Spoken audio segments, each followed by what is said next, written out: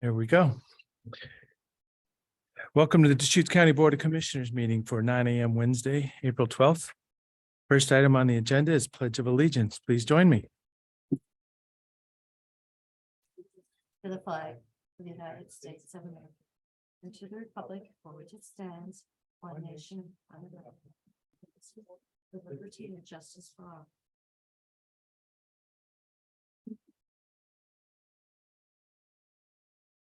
Yeah, there was a vehicle on the side of the road and everybody's backed up coming in this morning, so I was cutting it close. Well, there was a flip vehicle at the Sisters Rodeo Grounds. Thank goodness they had it gravelled. Yeah. Thank you to someone who got out really early because it was icy. Yeah, are we like in spring? Isn't that what it says on the on and off. calendar? Every other couple hours. But the snowpack looks great. So So the next item on the agenda is citizen input for items not on the agenda. Is there any citizen input today? Is there anything online? Okay. Next is consent agenda. Oh, yeah, okay. I do have one right here in front of me. So Carol Shoemaker, if you're. Yep. Carl, thank you very much. Okay.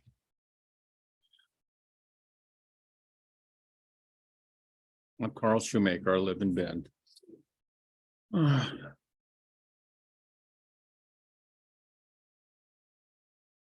Tomorrow and tomorrow and tomorrow creeps in this petty pace from day to day to the last syllable of the recorded time.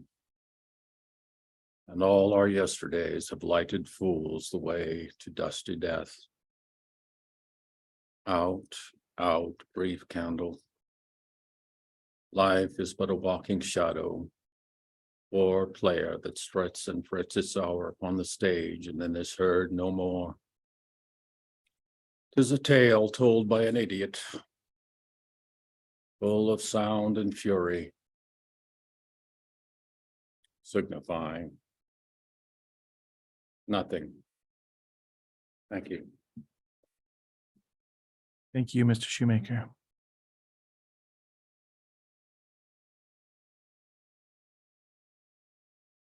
So at this time, consent agenda.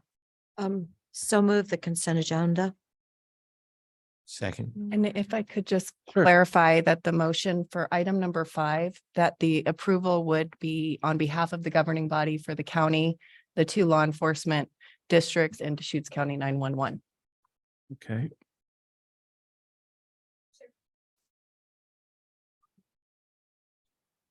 Is that citizen input? Okay, well, let's take that then too, and then we'll acknowledge the consent agenda item in a moment. So we do have one more request to speak for citizen input online.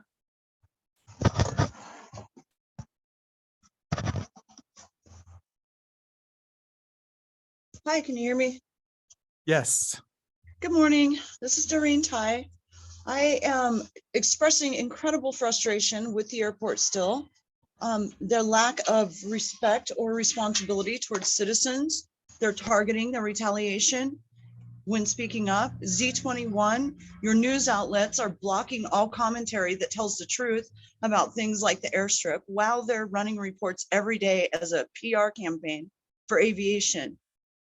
My experience so far in coming to you guys with this stuff is the noise, the abuse, that you change noise policy, you go and adopt a 10-year-old contentious master plan without any public inclusion. You just, instead of addressing it in a way that protects your citizens, you're protecting aviation and changing rules and regulations to just accept on a whim. And I'm sick of it. And I just want to bring it to public attention. This is absolutely insane. They're breaking tree branches, knocking debris into the house. That is, the county is supposed to be intervening with that. And I want to know why it isn't happening. And I want to know how they're allowed to harm people in lives like this, especially given the recent studies that show that lead poisoning is a real thing and it really harms people. And if they're doing this to me, you know, they're doing it to others. I've seen them do it to my neighbors. So if they're chasing people off with the intent, that's a problem. That's a real problem, and it makes all aviation look bad when really it's just a few greedy companies. So I'm asking you to please, please, please intercede. Thank you. Thank you very much for the testimony today. Thank you, Doreen. Okay, so back to consent agenda, acknowledging item number 5 is representing multiple governing bodies. So Deschutes County proper, countywide law enforcement, and also county extension district. And Deschutes County 911. And 911. Thank you very much. Yes, okay. Any other discussion?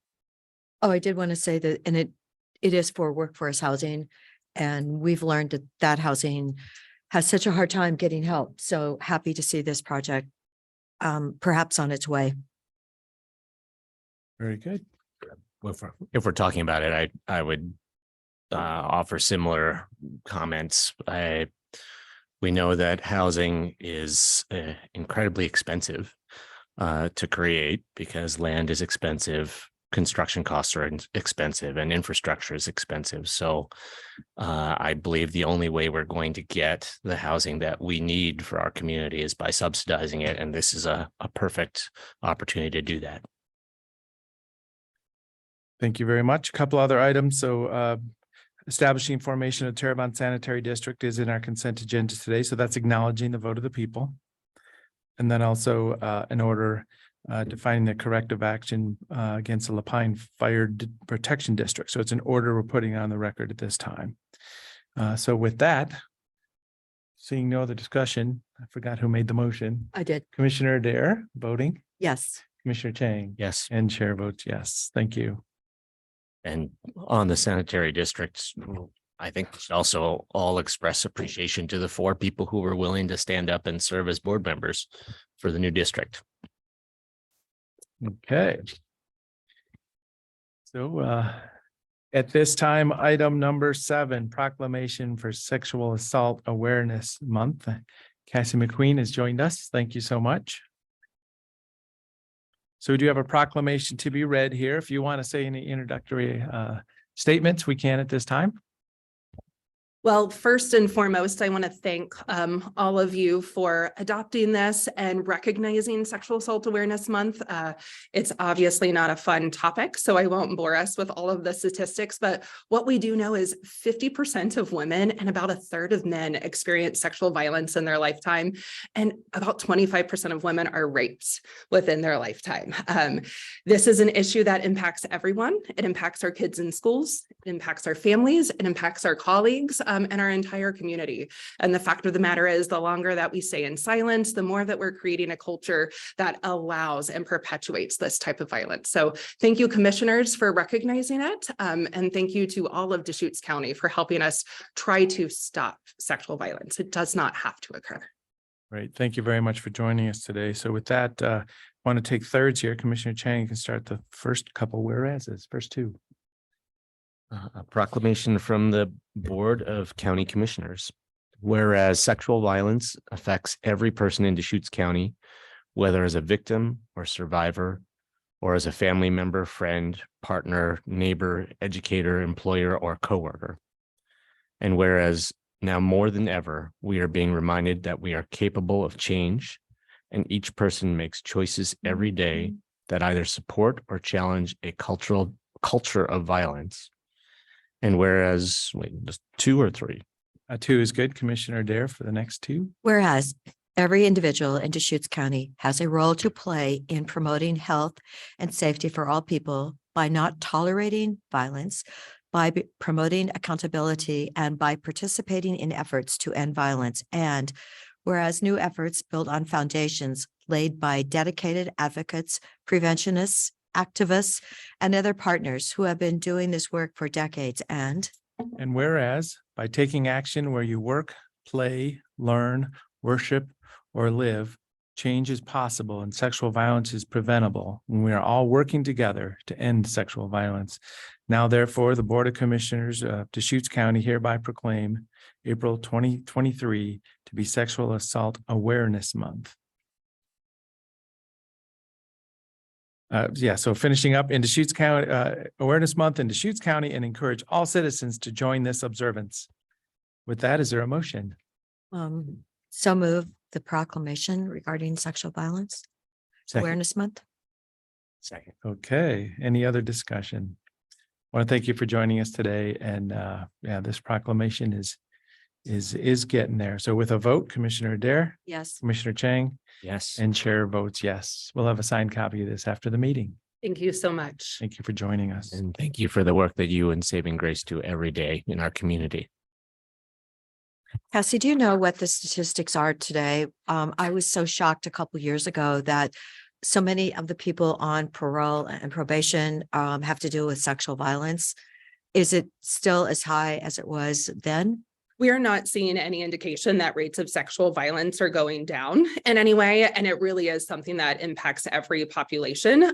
What we do know, though, is it disproportionately impacts women and people of color, is where we're seeing it. And honestly, what I'm seeing more of is that the, gosh, this is hard to say, that the intensity is increasing, is one thing that we're really experiencing, where the numbers are staying the same, our population is growing, and then the intensity of violence that folks experience need more services. And that's really the biggest trend that we've seen since COVID.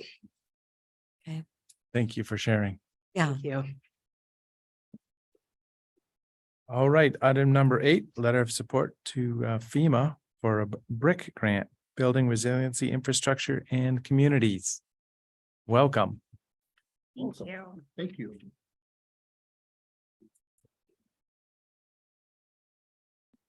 Well, good morning. It was impressive. Hot mic. Yeah. Thank you. Yeah, thank you. Good morning. For the record, Jill Stutler, Deschutes County Senior Advisor, Oregon Living with Fire. And I'm Dana Whitelaw, the Executive Director at the High Desert Museum. Thanks for having us this morning. that. So the ask today, or the request, is signature from the Deschutes County Board of Commissioners in support of the BRIC application.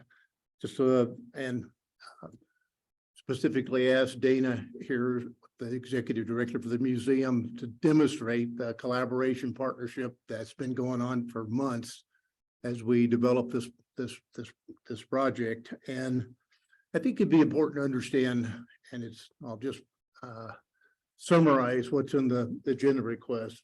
For almost 20 years, a wildland fire threatening the museum has been a concern of mine, and the museum has done an awful lot of work: defensible space, thinning, prescribed burning. But we know that if an imminent evacuation, we simply couldn't do it. And even if a fire was 3 days away, we still couldn't do it in a timely fashion. So this application, if successful, will essentially takes that off the table. And so they've done an awful lot of work. And just a little bit of history: in January presentation for Oregon Living with Fire, the commissioners approved the application to move forward. We did. We successfully competed with 56 other applicants in the state of Oregon. We made it through that, and the application went to national competition, and receiving the highest recommendation from the state of Oregon OEM. We're pretty pleased with that. So what we have found in the past, specifically with these applications, letters of support for elected officials really make a difference in terms of the the success of the application. We don't have a clue how many others out there, but we suspect there will be a number of that. And so when we have the sample letter for letterhead and signatures on the bottom, and I'll ask Dana if she has some other things to add at this point. Thanks, Joe. I know all of you are familiar with the museum and what a treasure it is for our region. We just celebrated our 40th anniversary. Our operating budget is about $7 million. We have an over $22 million economic impact in this region. We see over 200,000 visitors a year. We take care of over 30,000 objects, including 7,000 objects from the indigenous communities of the plateau. We're the largest cultural organization east of the Cascades, and those are some of the quantitative reasons why this project is so important. And then qualitatively, what the museum adds as what I like to call one of Oregon's second paychecks, part of our quality of life. This is a nationally recognized award-winning museum, And protecting this asset is incredibly important. Fire is our highest risk, and we're anxious to have your support in proceeding with this application at the federal level.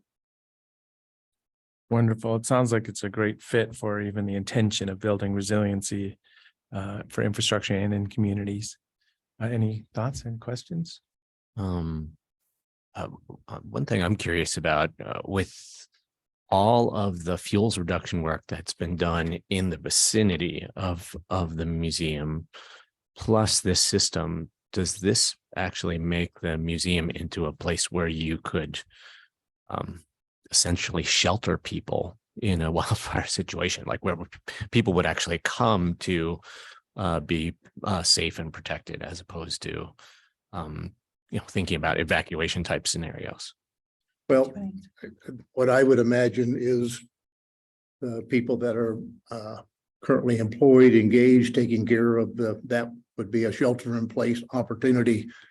Fire of a magnitude that will require the evacuation, there'll be a large evacuation zone. I don't see, for example, people from Sun River to Deschutes River Woods, coming in. That adds an additional liability certainly to the museum and an extra challenge for first responders. But the purpose is to protect the infrastructure and being able to take care of the assets there. It wouldn't be a shelter in place for other folks, outside of the museum campus. It might be built. So, yeah. To build on that just a little bit, we are a place for first responders to gather and respond from the museum. The recent fire on the Friday of spring break that happened on the side of the road, the ambulance that caught on fire, the fire engines came and refilled their water supply from our well at the museum. So it is quite a resource from that aspect as well. That's a good point. Yeah. So high water flow may be valuable at a critical moment. Sometimes any water. Yep. Any water. Exactly. Commissioner Dare. Oh, gosh, could I not mention my grandparents? I knew that was coming. No, I'm thinking like, I'm happy to sign this letter, but I'm also thinking maybe on a note, I'll sign another letter and just say, it just happens that my grandparents' sawmill is there and it means so much to me to have it at the museum. It's such a special place. We were talking about it the other day at they want to build a children's museum here in Bend. And right now, the high desert really has a lot of really great things for kids. And, if we can just have a children's museum somewhere on that high quality, that would be wonderful. So you've definitely set a high standard for Central Oregon, actually for the state of Oregon. I agree. When I think of the raptors, the porcupines, the otters, and all the other animals that are there, but also, truly the history, the cultural treasures, and the sawmill. There's just a whole bundle of things that are values to protect there for sure. I wouldn't put the river otters on that list. Well, any animal. I was just thinking of the ones I could come up with off the top of my head. They were at my house once. They were not friendly and they killed all my koi. Oh my gosh. I bet you they eat. Good fishing I animal. think they're cute Yes. though when they're Well, they're really cute, but they didn't even eat the koi. They just killed them. They were giant koi. So yeah. So is there a motion for a letter signing this letter? I had a couple more questions. Sure. Spoken to our members of our congressional delegation about this application and seeking letters of support. We have, I have verbally spoken to Senator Merkley and Senator Wyden's office. This was our first stop to get a letter of support from the county, and then we'll proceed with the congressional delegation. Great. I'm supportive of this letter. I just think that letters from congressionals probably count more with a federal agency than ours. So Absolutely. my other question was about the competition. So 56 applications, how many of those are being forwarded to DC? That's intellectual property. We don't have a clue. We just know our position when it left. Which was number one. That's right. Okay. We got direct feedback of all the applicants.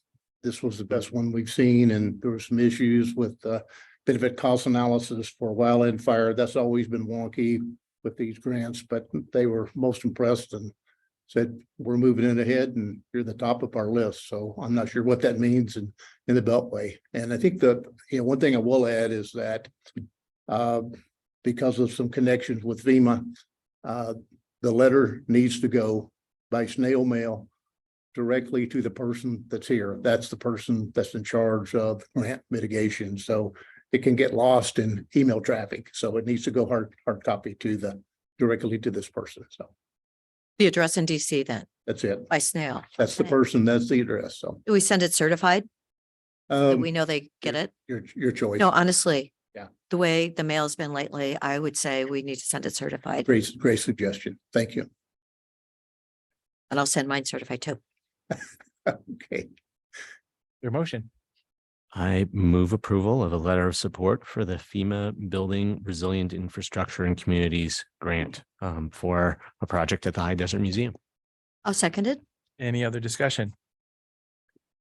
Seeing none, Commissioner Chang, Yes. Commissioner Dare, Yes. and Chair votes yes. Thank you so much. Thank you. Congratulations for being such a strong applicant in front. So we'll see where it goes.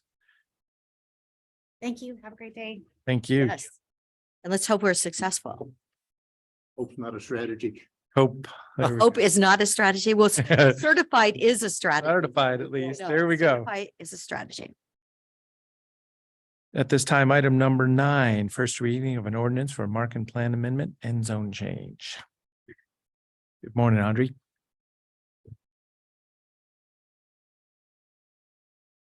Thank you. Thank you.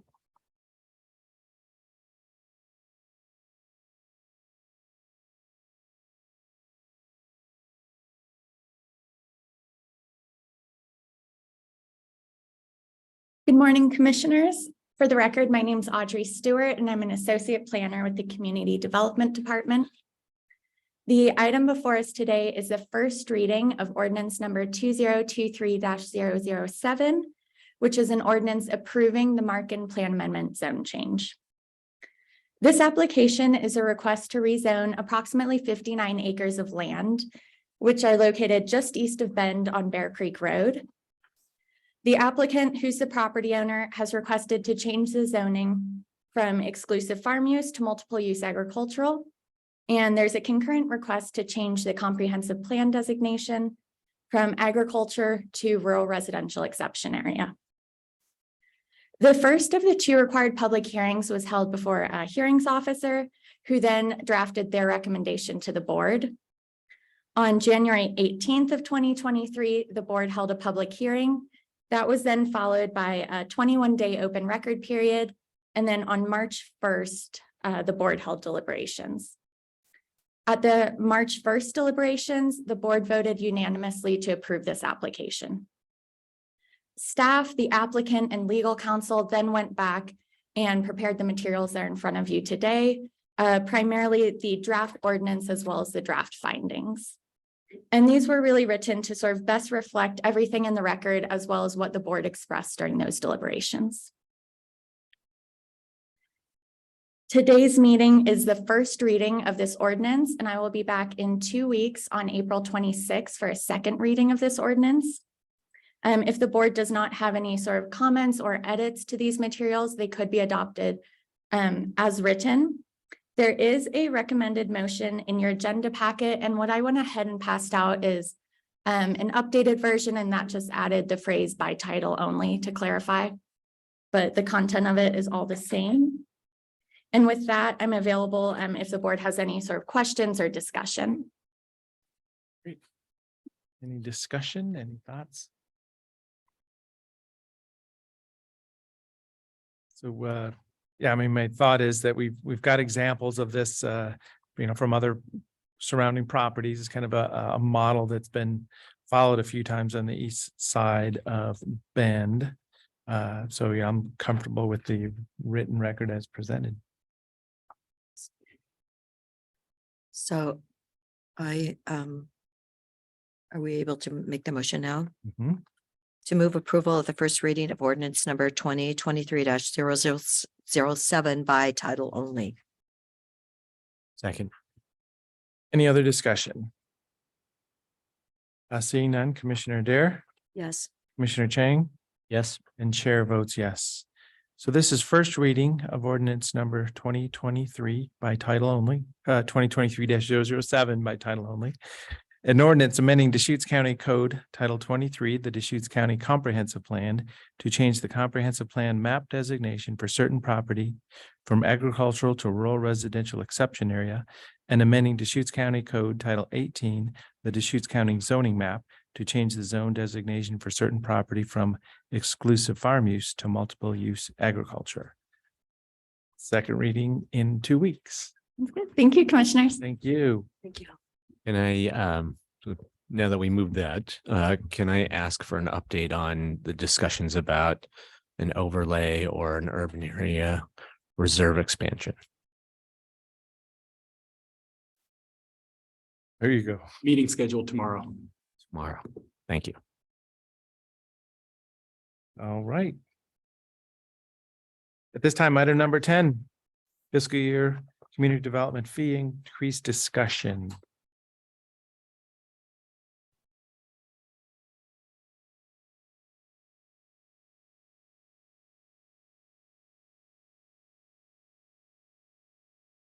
There's an update from what we have in the packet. Okay.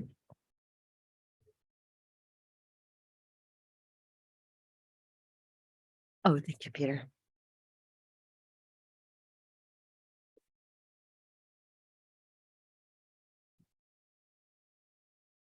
So good morning, Commissioners. My name is Sherry Penner. I'm a Senior Management Analyst with Community Development. And with me, I have Peter Gutowski, our Director.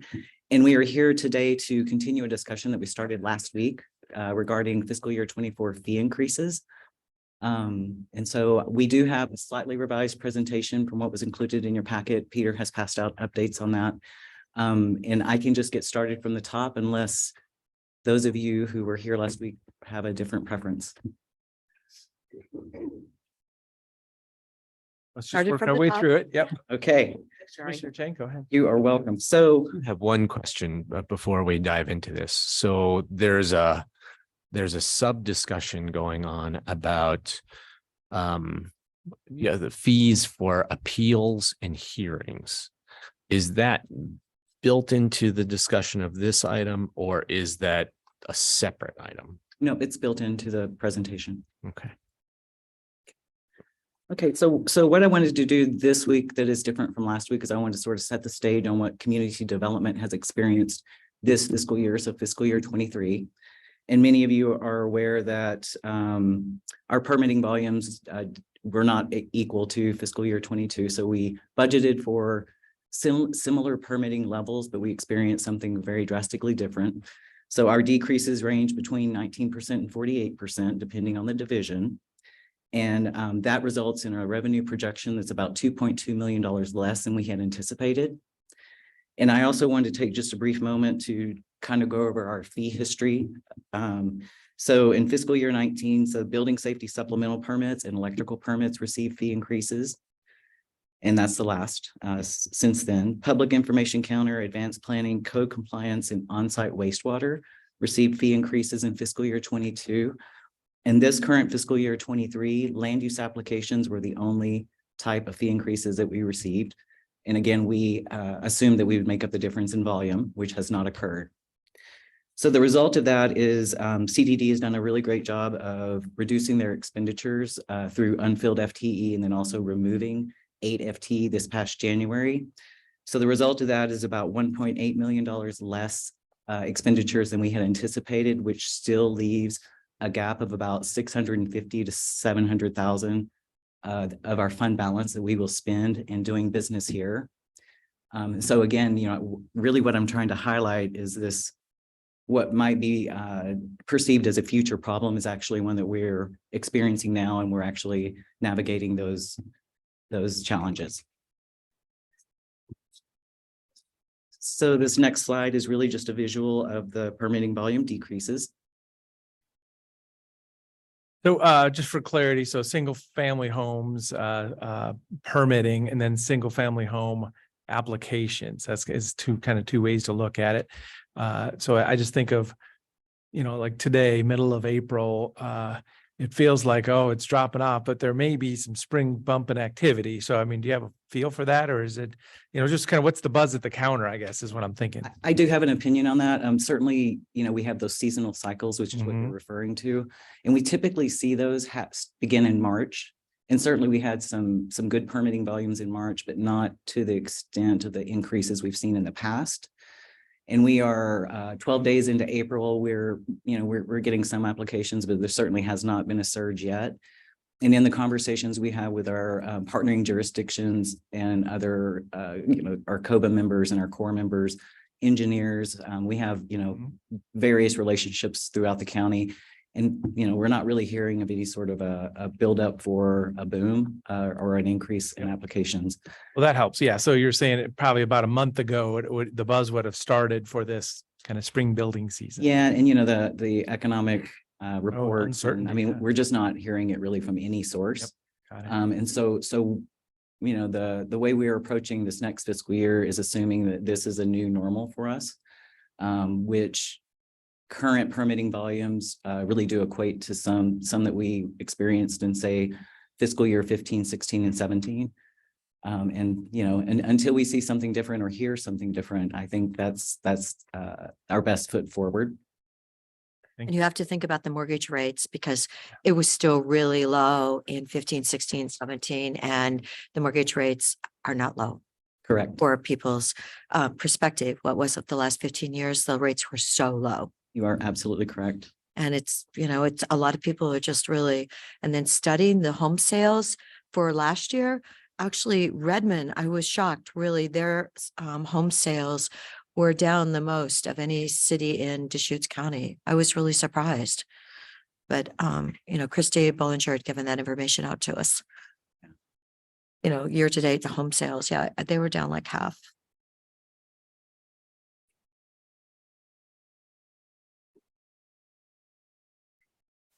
Having a little difficulty getting the slides to. Not proceeding. Maybe up and down, it was a PDF. Nope, maybe not. I don't. So yeah, Angie can help. She's got the computer also. There you go. Thank you. Fantastic. So now I want to sort of focus on fiscal year 24 and what we are anticipating. So as we really just recently discussed, our resources, we're anticipating a level permitting volume and application volume as we're seeing today. The fiscal year 24 submitted budget does include a 10.9% International Code Council valuation increase. So that really is an increase that happens sort of behind the scenes, that happens at the level of the state of Oregon, so that building valuations are equal across Oregon jurisdictions, or at least the ones that use the Excel software. We're coming before you today with a variety of strategies to balance. All of the strategies that we're presenting have a combination of fee increases, reserve transfers, and or fund balance spin down. And then to your point earlier, Commissioner Chang, the budget does include $100,000 of general fund for hearings officer services. So that revenue is built in. There's an expense that's built in the end, those net to zero. And so they don't really affect our bottom line. So one question, can you explain a little bit more about the International Code Council building valuation increase? So is that after something's built, it's kind of the market value? Is that what we're looking at it there? So it's actually a standard that's set by the International Code Council so that jurisdictions are able to recoup the increased cost of doing business, if you will. And so it really is their estimation of what it will cost per square foot to build a house. And this year they've increased that by 10.9%. Last year was 15. Year before that was 6.5. Many years prior to that, I think it was a much lower rate. Certainly, right, inflation has increased that percentage of cost per square foot. Then the way the state of Oregon uses this information is we build our base building permit fee off this building valuation. That's how we calculate it. And each jurisdiction has it's a tiered structure. So for example, Deschutes County, the first $100,000 of the building valuation, we charge a base rate of $534.75. And then every $1,000 of building valuation higher than $100,000, we charge, I believe it's $5 or $5.50. That's how we come up with our base building permit fee. Then from that, plan review is charged at 65% of that total. And then we go from there to our individual line items, if you will, the number of baths you have or the number of fixtures, furniture. Or not So the fee schedule this year this will be one of the variables that gets the formula for a annual fee schedule. Is that correct? But it happens behind the scenes. So this is not an increase that you would note on Deschutes County's fee schedule. It is truly it's the basis of the formula for how we charge our fees, which are part of the fee schedule. So for example, in building safety, this particular section of the fee schedule hasn't changed in many, many years because there's this behind the scenes increase that occurs when cost of product occurs. And so that really does sort of take care of building safety, if you will, with the exception of our supplementals, which would be plumbing, mechanical, and so, some other. I'm just trying to understand. So, I mean, if I'm a builder and I come in, are they going to see that 10.9 in a cost of doing business at some point? Yeah. Not directly in our fee schedule or in? It is not directly in our fee schedule because the fees that are related to this particular calculation don't change. But behind the scenes of the building valuation, the International Code Council today says it would cost right, for supplies, labor, all of those factors. It would cost 10.9% more to buy these items and build a house than it did a year ago. And so that is a formula that I think has been in place for many, I'm not sure if decades or certainly as long as I've been at CDD, and I think much longer. Not to take this too far, but so if I'm building a house as this, family, and my builder's building a house and they're going to say, okay, we got a little bit of an increase here. Where does that show up? Shows up on their charges, right? The charge that they receive. Not in our fee schedule, though. It's not in our fee schedule. Yeah, that's where I'm missing. I think it notes there's a methodology. The methodology is in at the state level, at the ICC level. To normalize It's it not a across the fee state. that Yeah. Deschutes County controls, but when they get their invoice, Mhm. it would note that cost. So at the end of the day, there are increases for a building permit. It's just not something that the board sets. Yep. Got it. Okay. Thank you. You bet. Okay, so I think that kind of covered our resources. So on the expenditure side, we have what I would refer to as a bare bones budget. We have our personnel, and again, we removed 8 FTE in January. One, to right size the volume of work we have with the employees that we have. And then, of course, there were the recruitment challenges. So certainly within our expenditure budget, we have our COLAs, our health benefit trust charge increase, PERS increases, of course, employees who are eligible for step increases. We had some general inflationary materials and service cost. And then, of course, we've already spoke to the hearings officer budget of about $100,000, which is offset by general fund. And Chair DeBone, one of the things that we acknowledged last week when you were out is, our revenues right now are, as Sherry noted, are matching fiscal year 2015 to 2017. And during that period of time, we had long tenured staff that spent, if not their whole career, their majority of their career with our department, which provided efficiencies.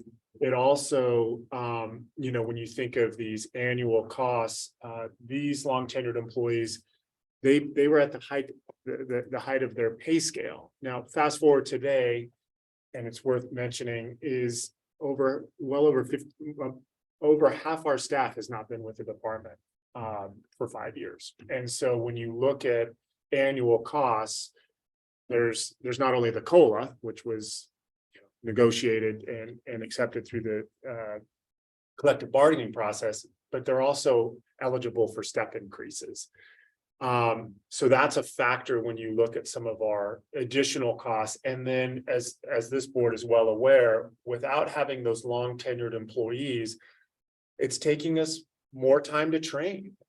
We're seeing at the coordinated services level, permit techs are are resigning at about a 6 to 8 month period. And we've seen 4 resignations or attrition through our building division.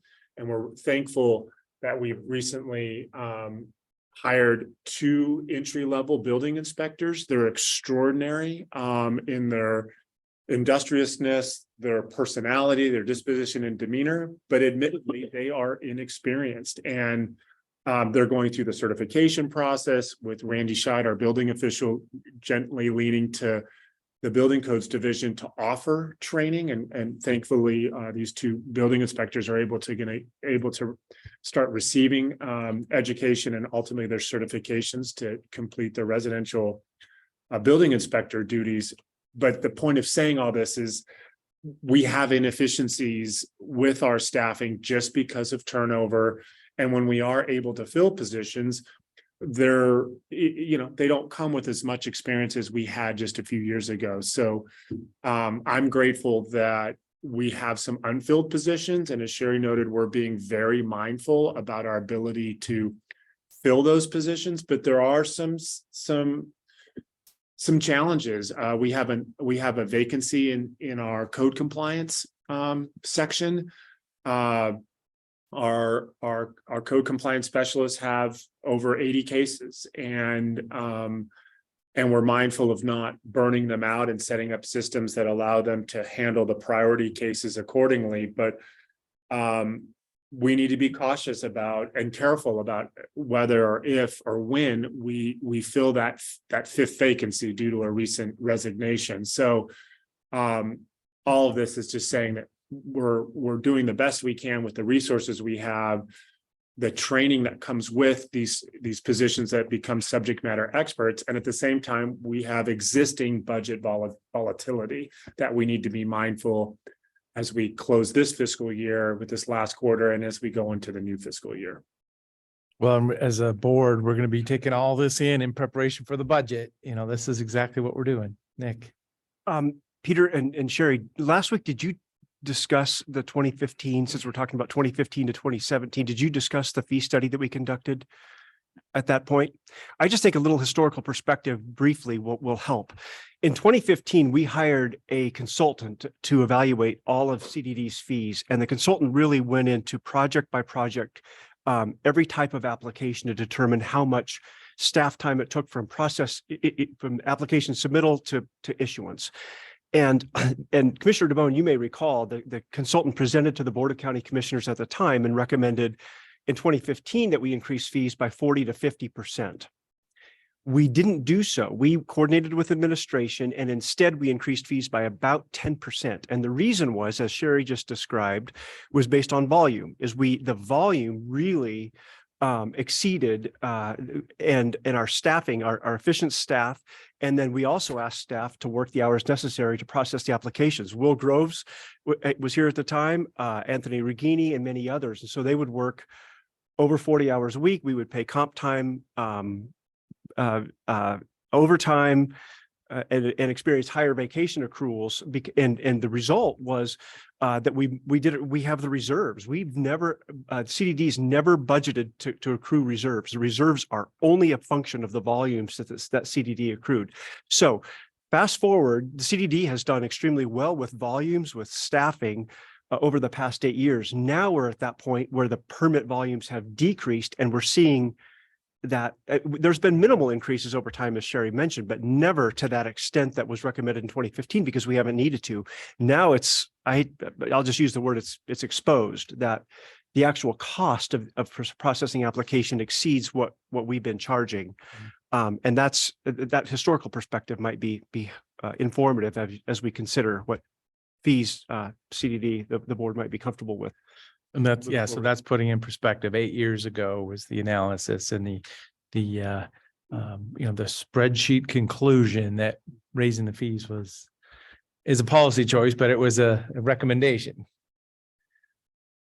Thank you. So moving on to the next slide, don't let this one shock you. So I just sort of wanted to set the stage to talk about if CDD needed to balance their budget with fee increases solely, I wanted to just talk about what that looked like, and that is not exactly what we're asking for. I just wanted to set the stage with that. So code compliance and building safety supplementals would remain the same across if we had to balance by fees, and then also the three options that we presented. 0.02% for code compliance, 4% for supplemental building permits. So those would be your plumbing and mechanicals. Electrical would need a 26% fee increase to balance. Our highest rate that we are asking for is 15. On-site wastewater, who has experienced a significant drop in permitting volume, as well as has historically been understaffed, and we now have a full team. So you've got those two dynamics working together to have a shortfall on their expenses and over revenues. On-site wastewater would need a 53% fee increase. We're asking for, at the highest rate would be 20. Current planning has two factors. So they have land use applications, which generate revenue. They also have a public counter information fee, which generates revenue. So that would look something similar to land use applications of a 30% rate increase. We are asking that the highest rate would be 15%. And the public information counter is a 0.05%. That one is what we're asking for in option number one. And advanced planning would need about a 0.07% increase. The highest rate we're asking for is for a 0.05%. And again, Peter talked to the fact that we have 64 FTE, and certainly many of those are new to Deschutes County, new to their careers.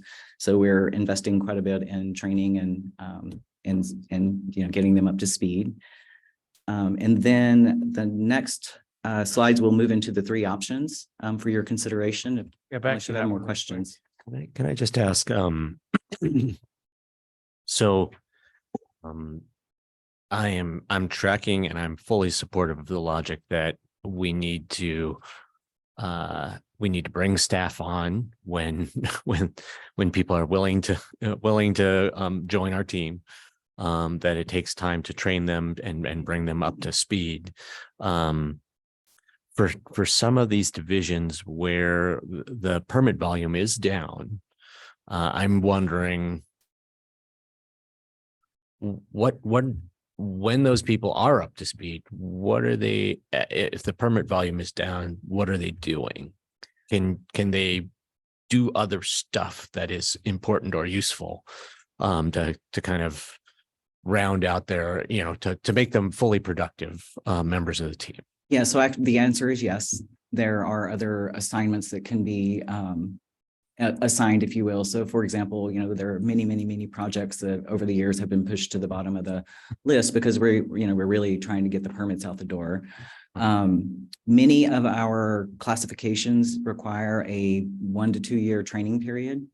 And then frequently we lose them at the end of that time period. So it's a hard question to answer because there are very specific differences between the divisions, and certainly their certifications and how long it takes to get someone up to speed, and sort of what we're seeing as the average length of stay with CDD. So it's the answer is yes. Yeah, but the details would vary. And I can give. Could you give me just like a couple examples? I can. And Sherry's right about the buildup to get to that independence without much supervision across our divisions. A couple of examples in land use planning.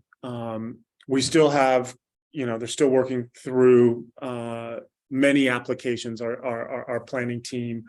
But as the board is well aware, when you look at our existing fiscal year work plan, there's a list of zoning text amendments covering a range of issues. And our long range planning team is working with current planners, mostly associate planners. And it's more of a back burner item. So when they have some capacity, as for example, Audrey's, she has many hearings before hearings officers, but those duties fluctuate. And as she's experiencing low tide, she's working with one of our senior planners to prepare amendments, findings that they'll co-lead to go through the legislative amendment process. So we have, I want to say, 4 amendments that are kind of in the queue that we're the team is working on in this kind of cross-training opportunity to address some of the zoning text amendments that the board has identified. Regarding the building division, one of the things that this is for redundancy. We have Randy Scheid and Krista Appleby's team is remarkable in terms of our inspectors and plans examiners and their abilities to not only perform residential inspections and review residential plans, but as the board's well aware, we have contracts with the cities of La Pine and Sisters, and there's commercial level inspections and plan review. And what we want to do going forward is incentivize our inspectors and some plans examiners to get their commercial level certifications. And so to the extent that there's opportunities, is if the building division has a 20-month reserve and we're down staff, we just lost an assisting building official and we're training 2 new building inspectors. But if we were to see fluctuations in building volume, there's opportunities for our team to get those, for those that don't have it, A-level certifications for commercial structural, plumbing, mechanical, and electrical. And in doing that, that gives our team redundancy to the extent that we have attrition. And it also allows the team to, and Randy does a really good job of every morning dispersing the team geographically, 3,000 square miles, Terrebonne to La Pine, for example. So that's an example of investing in training, which is something we really want to do. We have redundancy right now in the building division, but it's really thin, and it wouldn't take much for us to feel, if we had some attrition, to be vulnerable at that A level. So 2 examples of how we're trying to stay nimble, cross-train, and think about these training and certifications that our teams can have, so that we remain as nimble as possible to meet the goals and objectives of the work plan and our primary customers, which are property owners coordinating with design professionals and contractors to get their projects out the door. And the other thing I would mention is that managers have done a really great job of revising how they train staff, looking for the most efficient way to get staff to the finish line sooner than later. And so, I commend our management team for really enacting those steps this fiscal year, which is going to pay forward. And there's one more, just to put a plug in for our coordinated services team. These are the permit technicians. We have fluctuations in our permit techs with some recent resignations.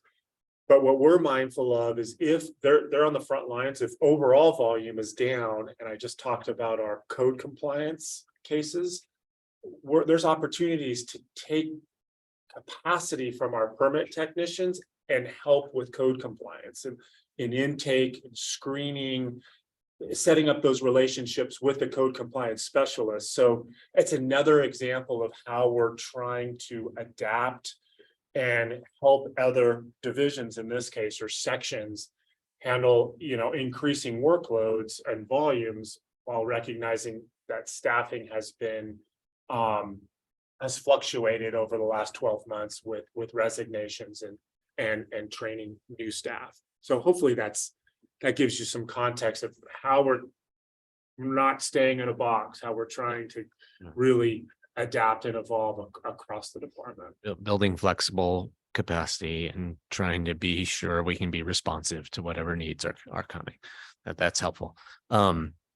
The other thing that I was concerned about that you mentioned was that, the turnover, particularly in the building division. And I guess one of the things I'd like to understand a little better is, where are people going? And that relates to this whole idea of kind of investing in training for people.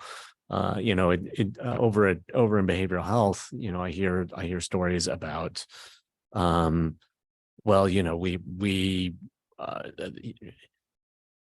essentially it's a proving ground. You get people who are out of school, they cut their teeth, working for behavioral health. And then when they've achieved a certain level of experience, they're like, well, I'm going to go do easier work for more money in the private sector. Are we experiencing a similar dynamic in the building division? And if so, what do you do about that? Like, and is investing in more, accelerating, even more training for people, is that I understand at the high level that that's the right thing to do, but my concern would be, is that even accelerating how fast people are exiting because they have this whole skill set that they can take somewhere else then? That's certainly an interesting question. I don't know the specifics of exactly in building safety where staff are going. I know one person had an entrepreneurial opportunity, so he left for that reason. We've got some staff that are relocating to different states for a variety of reasons. We have one staff person, and this isn't just in building safety, this would be across the department. We had one staff person go back to their prior employer. We had one move on. We had, so I think that there are a variety of reasons. A lot of, during the pandemic, if you will, I think we had more people who were moving to other states, setting up in different locations, for all sorts of reasons. To the extent that we invest in our staff and they obtain their certifications and they move on, that's not our plan.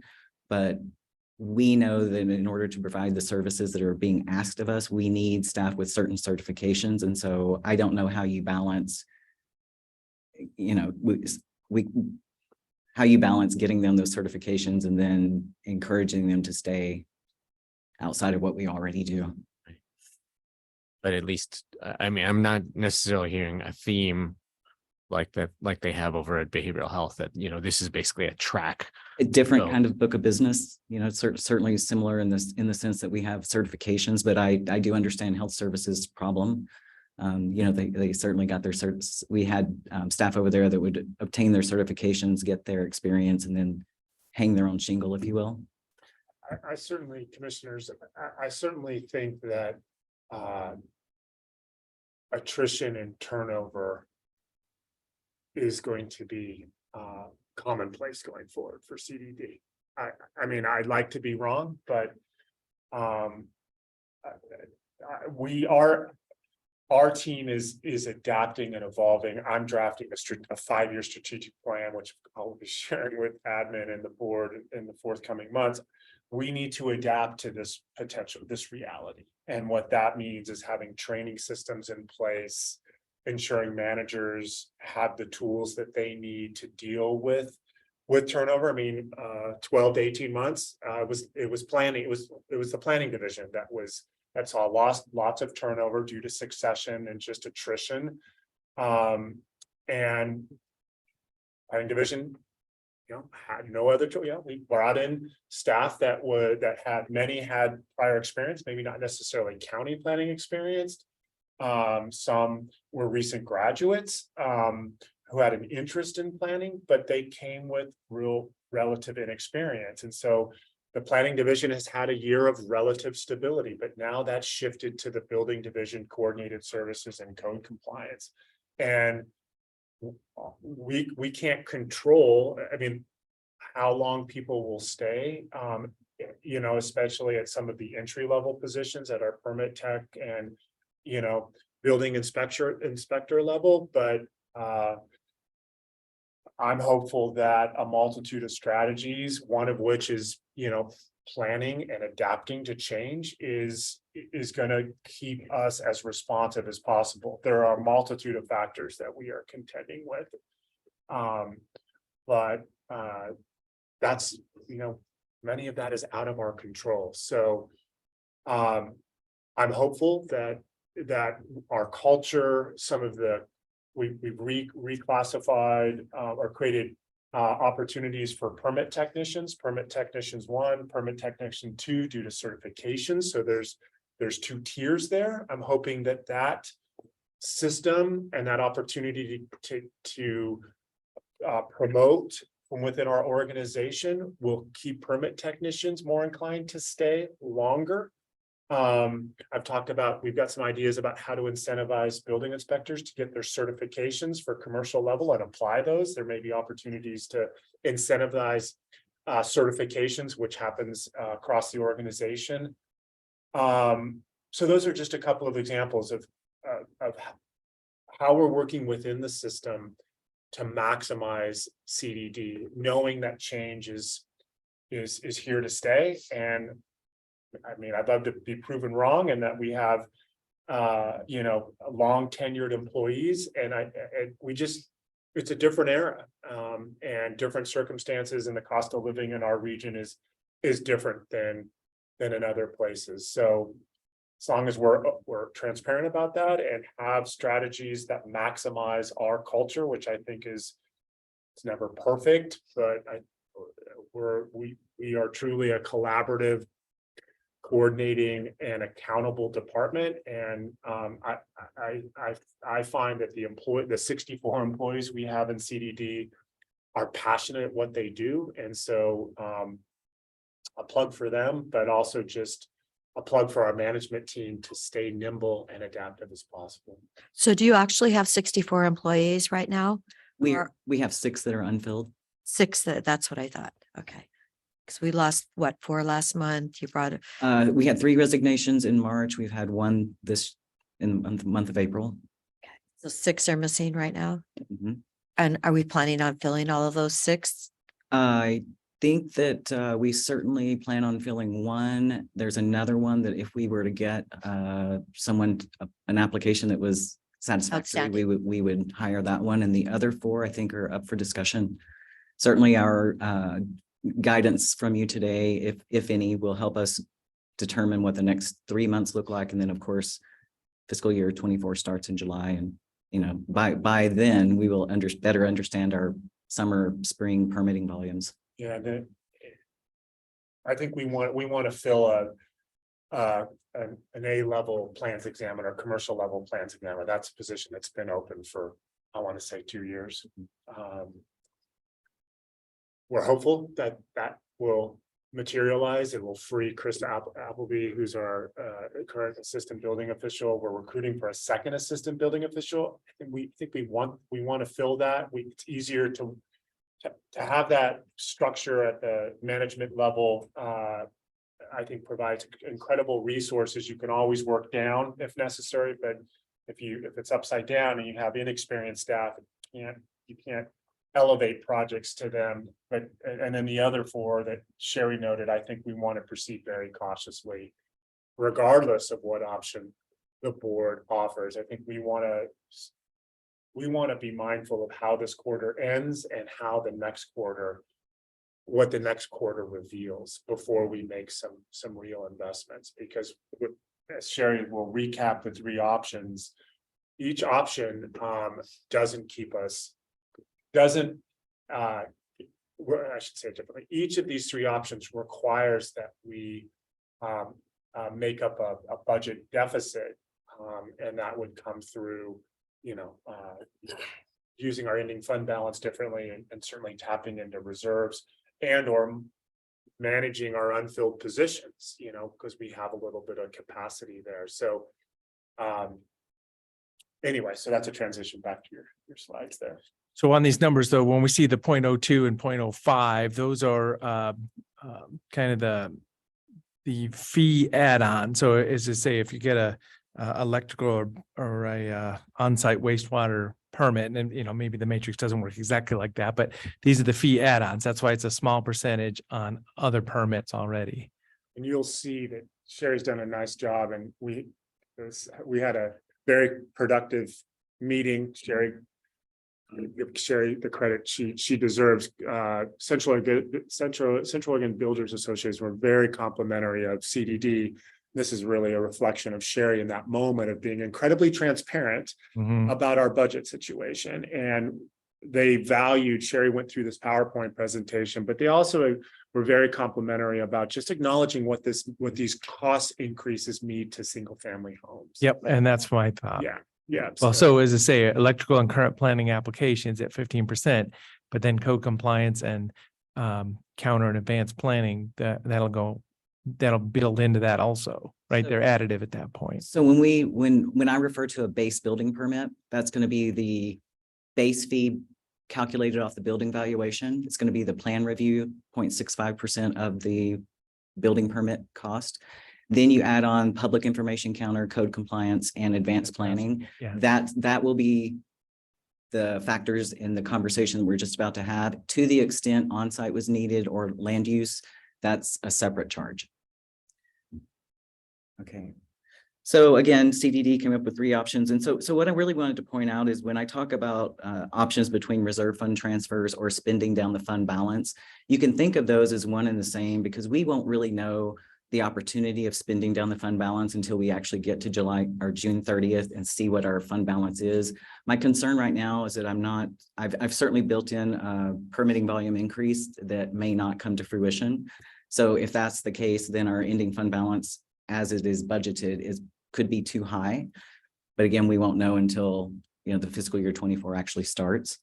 So budget option number 1, fee increases ranging from on the add-ons, we'll call them. So that's code compliance, code compliance, public information counter, and advanced planning.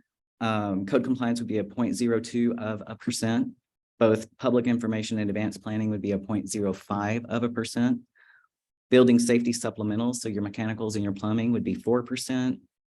Electrical and current planning applications, 15%, and on-site wastewater would be 20%. If we were granted these, we still potentially might need about $565,000 of reserve transfers to balance. And of course, you know, as we dip into our reserves, the number of months that we have in reserves will continue to decrease. This option allows CDD to maintain a contingency of about 13.8%. We spoke last week about the county's policy of 8.3%, but how CDD sort of, in my experience, has operated a little higher than that because it takes us much longer than a month to turn a permit in the event that the door is closed, that sort of thing, as you think about it. So the building permit cost increase to a 1,700 square foot home under this scenario would be $750. And of course, any on-site or land use would be add-ons, electrical would be add-on.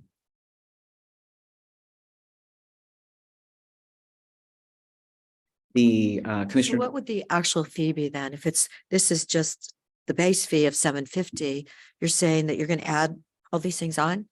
So what's- $4,745 would What? get you the $4,745 would get you this permit that costs $750 more.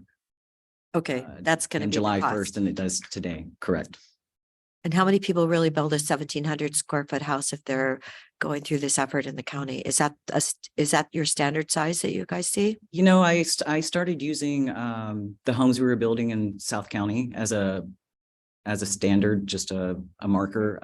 Yeah. So, you know, certainly there are homes that are much higher in square footage. I don't know that there are more of them than there are of the 2,000 and less square foot. I'm not. I mean, I just was wondering, what is our average Deschutes County house being built? It's a great question. Why, Well, and as I say, so my wife and I, we did that 5 years ago, and it was 3-bedroom, 2-bath, garage, 1,700 square feet. So that's exactly it. including your garage in that No, I number? don't think so, but I'm Right. saying it's built. Yeah, it probably wouldn't include your garage. Right. So, okay, option number 2 is up. So really the very same structure, lower fee increase request. And so under option 2, we could generate potentially $680,000. Code compliance and building safety remain the same as in option 1. Electrical and current planning, we believe if we reduced it to 13%, on-site wastewater, 18%, and then public information counter and advanced planning, instead of a 0.05%, this is 0.04%. So again, the reserve transfers and the reduction of fund balance, you know, I just played with transferring in $453,000 from reserves, and then assuming that our fund balance would have an additional 183 that we could spend down. This scenario would increase a 1,700 square foot home cost on your base fees of $695. And would that be to basically $55 less than 4,475? Yeah. For a total. Okay. Yeah. So $4,695. The differences are nominal. Yeah. On all three. If you stay within the three options that we've offered. Mhm. So then, a third option that we kind of played with was generating 575,000 from fee increases. Again, code compliance and building safety supplementals remain the same. If we dropped electrical and current planning to 11%, on-site wastewater to 16%, public information counter and advanced planning to 0.03%, we would then be required to use about 522,000 of our reserves and or an additional 219 of fund balance or reserves, just depending on what the opportunities are. This particular option would increase the base building permit fee about $650 for a total of $4,643. Yeah, the parameters you kept real tight here. I can see there's not a big spread in what we're talking about.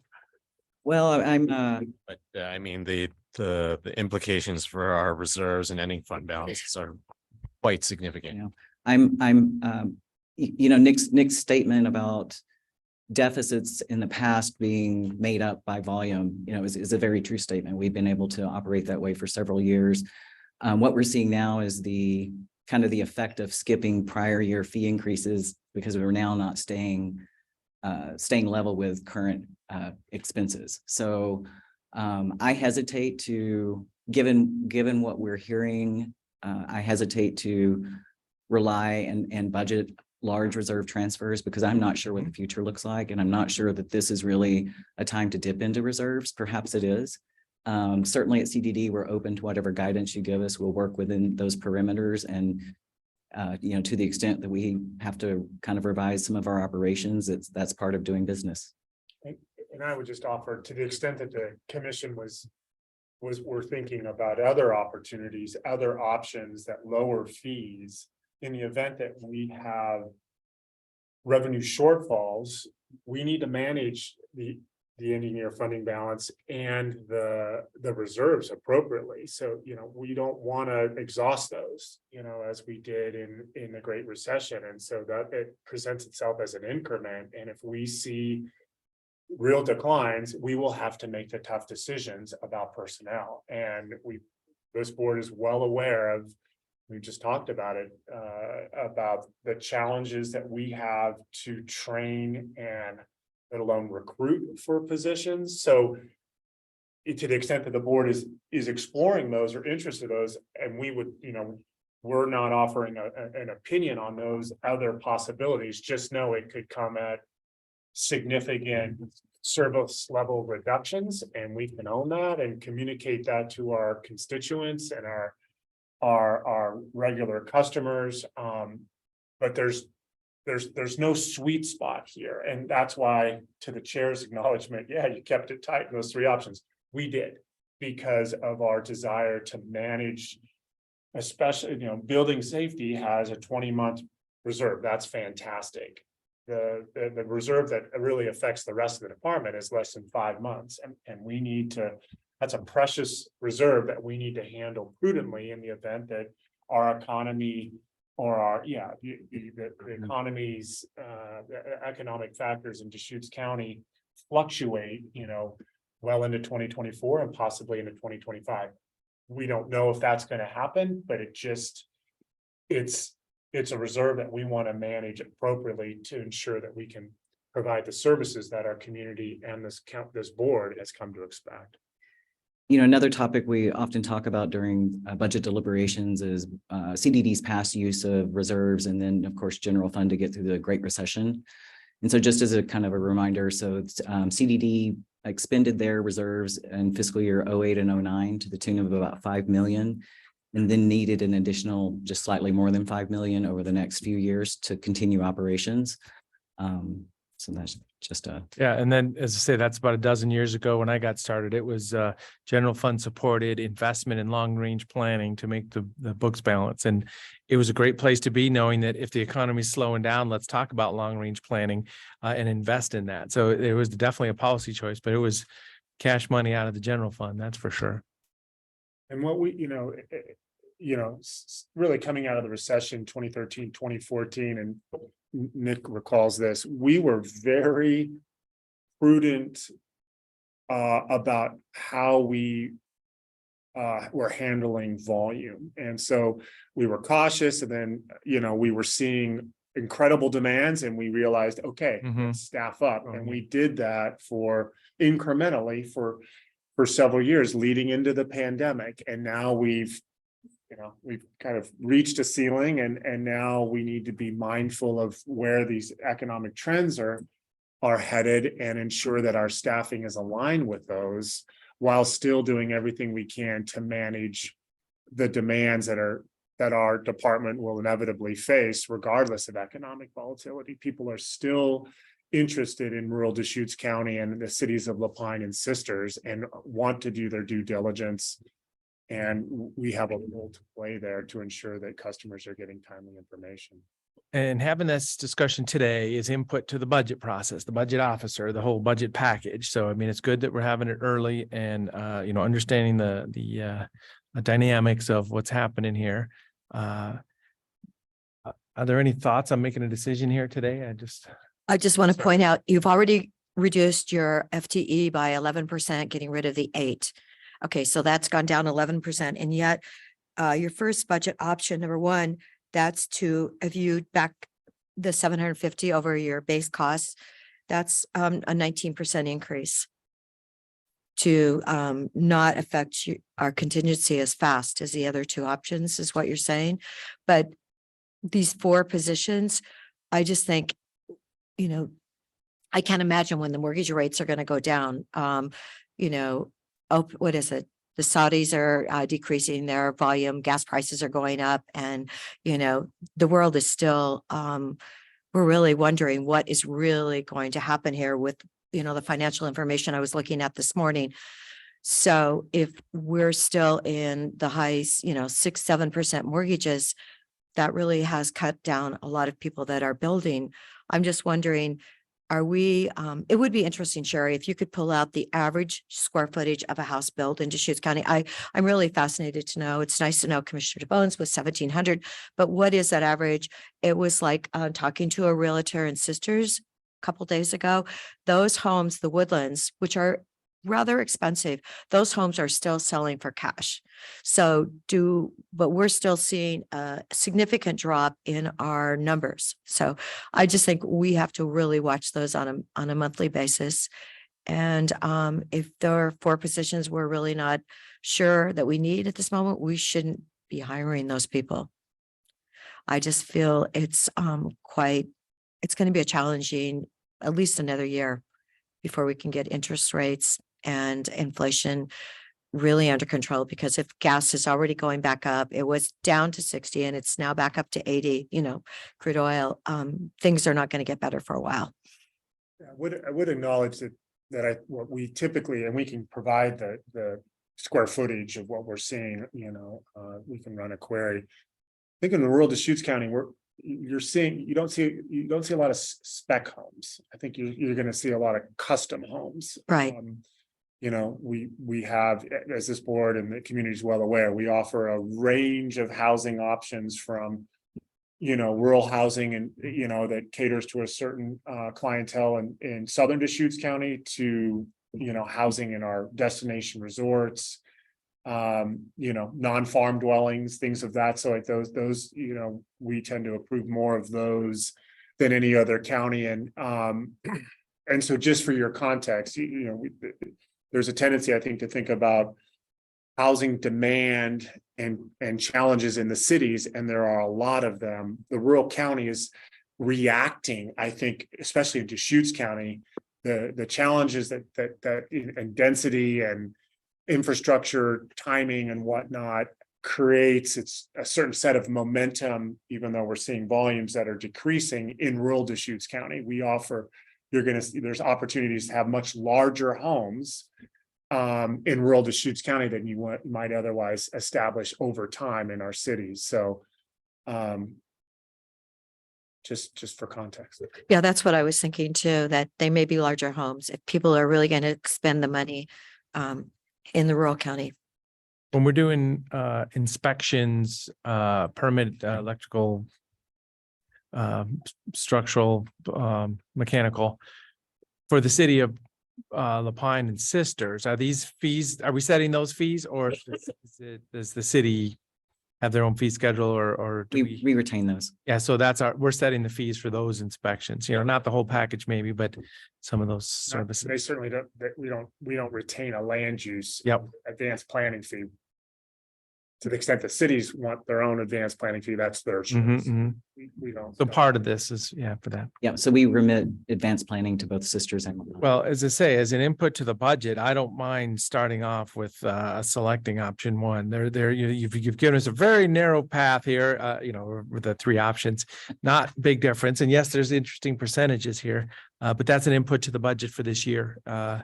I don't mind having conversations with builders and realtors on this too. So that's why I'm like, okay, this is getting to be serious business. What are we going to do for the next, 3 to 5 years, any horizon that we think we can see right now? Making our books balance is going to be very important. Obviously, we're very proud of our customer service, our response times, and professionalism in the department. And this is part of it. We need to charge an appropriate fee to keep those levels and that service level up. So as I say, I just started to put direction to it. Any thoughts? I guess I would say that what we're seeing right now in terms of permit volume reductions is not a crash. It is a slowdown, and we need those reserves, and we need that ending fund balance to be able to weather a crash like we experienced in 2009. If worst case scenario, something like that happens. So I feel that option one is the most appropriate option for us to pursue, to preserve those reserves and that ending fund balance, so that we can maintain the staffing that we need to be responsive and to facilitate the growth of our still rapidly growing community as it happens. And I appreciate that there might be the desire to kind of say like, well, we don't need this person right now, but when we do need the person, it takes months or years of training for that person to be functioning.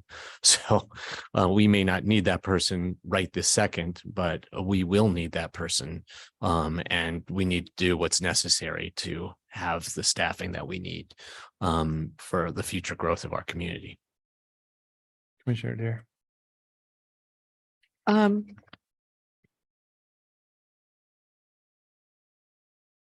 I was thinking, okay, so we're talking let's say a 3,400, 4,000 square foot house. So they're going to be paying another $1,300, $1,500, something like that, for a bigger home in rural. And it's probably not going to stop them from building because the building costs have gone up so much and they've already got that in their budget. But I do think we need to watch it. When we see our finances coming in every month and we see clear indications of what is happening out there, we've got to be on top of it. And cross-training is always really an excellent idea. And hopefully the people that we do have that have been here less than 5 years really appreciate working in Deschutes County and, with our outstanding health insurance, which is always important if you so need it. So anyway, I'm not happy with going with one, but there's 2 votes for it. So that'll be a good starting point for this year's budget. Couple ideas, the on-site wastewater, we're talking about raising those fees and all the fees, but we do have the opportunity for rural Deschutes County to offer resources, land sales, and the groundwater protection fund is coming around, as in all of a sudden there's going to be revenue from some big quadrant sales and even the next generation. So, we're talking, 750 for that 1,700 square foot house. But hopefully we may be able to start scheduling in an offer to anybody and everybody in that amount or something about that, because it's been offered, for septic rebates have been available, and now we'll figure out what the future of that looks like. But I mean, if there's resources there, we may be able to offset some of those true costs at some point too. The important thing, I think, is to keep our customer service at the very top, to keep things happening as quickly as they can. I think our reputation in the community, I hear different stories from different people, and I do believe that customer service is critical. I know I so appreciate when somebody I know has a problem, and it seems like everybody in CDD is there to help, and I appreciate that. So we've really got to step up and do our job, because it is a challenging economic time. Thank you, commissioners. We really appreciate this conversation and direction, and we look forward to the budget committee process. Mhm. We will be monitoring our business volume frequently. We did it when the times were robust, and we will do it when times are a little more uncertain. But we thank you for the conversation. Oh, No, Sherry's reports are always incredibly timely, incredibly appreciated. So thanks, Sherry. Thanks for being there. You are welcome. and thanks for providing that graph. I had it in Sun River. Just kind of showing that arc that's starting to happen right now. We'll see what it looks like, as we add some more data points. Absolutely. One other item. So I know that the $100,000 related to hearings and appeals is a very small amount in relation to the discussion we were just having, but I'm concerned that may have been the first time that publicly there has been any discussion about changing the fee structure for hearings and appeals. And I want to make sure that everyone who's affected by that is aware that is going to be one of our budget assumptions moving forward, including the people who, the proposal in front of us is to essentially relieve people of their hearing deposit and to maintain fees for appeals at the same level. So I hope that, or I would like us to notify all of the affected parties in both of those categories that is going to happen. And counting this meeting, I think we've had 4 public discussions. Okay, that's great. Thank you.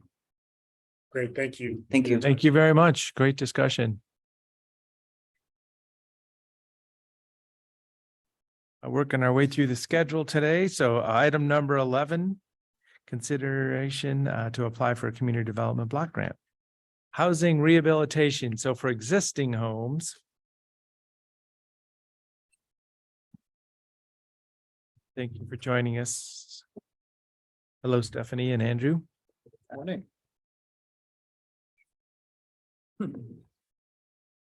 All right, good morning, commissioners. For the record, Stephanie Robinson, Administrative Services. We're here today requesting board consideration and approval for Deschutes County to apply for a community development block grant. The U.S. Department of Housing and Urban Development provides funding through the Community Development Block Grant Program to the state of Oregon to expand economic opportunities and provide housing and suitable living environments for low to moderate income individuals. Business Oregon awards the funds to non-metropolitan cities and counties through an application process. And now I'll turn it over to Andrew, Executive Deputy Director at Neighbor Impact, to provide more details on the grant and the application process. Thank you. Good morning, commissioners. Again, Andrew Spreadborough. I'm with Neighbor Impact, Deputy Director of Strategy and Operations. And thank you for the time this morning and considering this request. I think Stephanie gave the general parameters, but I'll provide a little bit more detail. What we're asking is that the county consent to be the applicant for a community development block grant, CDBG, to fund our housing rehab program. This is a program that Neighbor Impact has operated for many years, and it's intended to support low and moderate income homeowners to get needed health and safety repairs and upgrades on their home. The CDBG project we're specifically requesting, let me give you a little background on CDBG. It's federal funding, comes through Business Oregon. There's a competitive grant process. It is only open to city and counties to be applicants, grant recipients. So Neighbor Impact cannot apply directly to Business Oregon for these funds, which is why we would need the county to be a partner on this.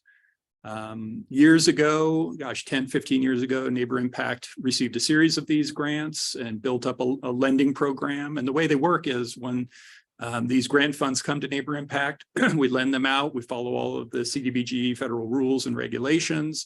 They revolve, then we relend them, they lose their federal kind of flavor and become much more flexible. And that's what's kind of continued Neighbor Impact's lending program over the years.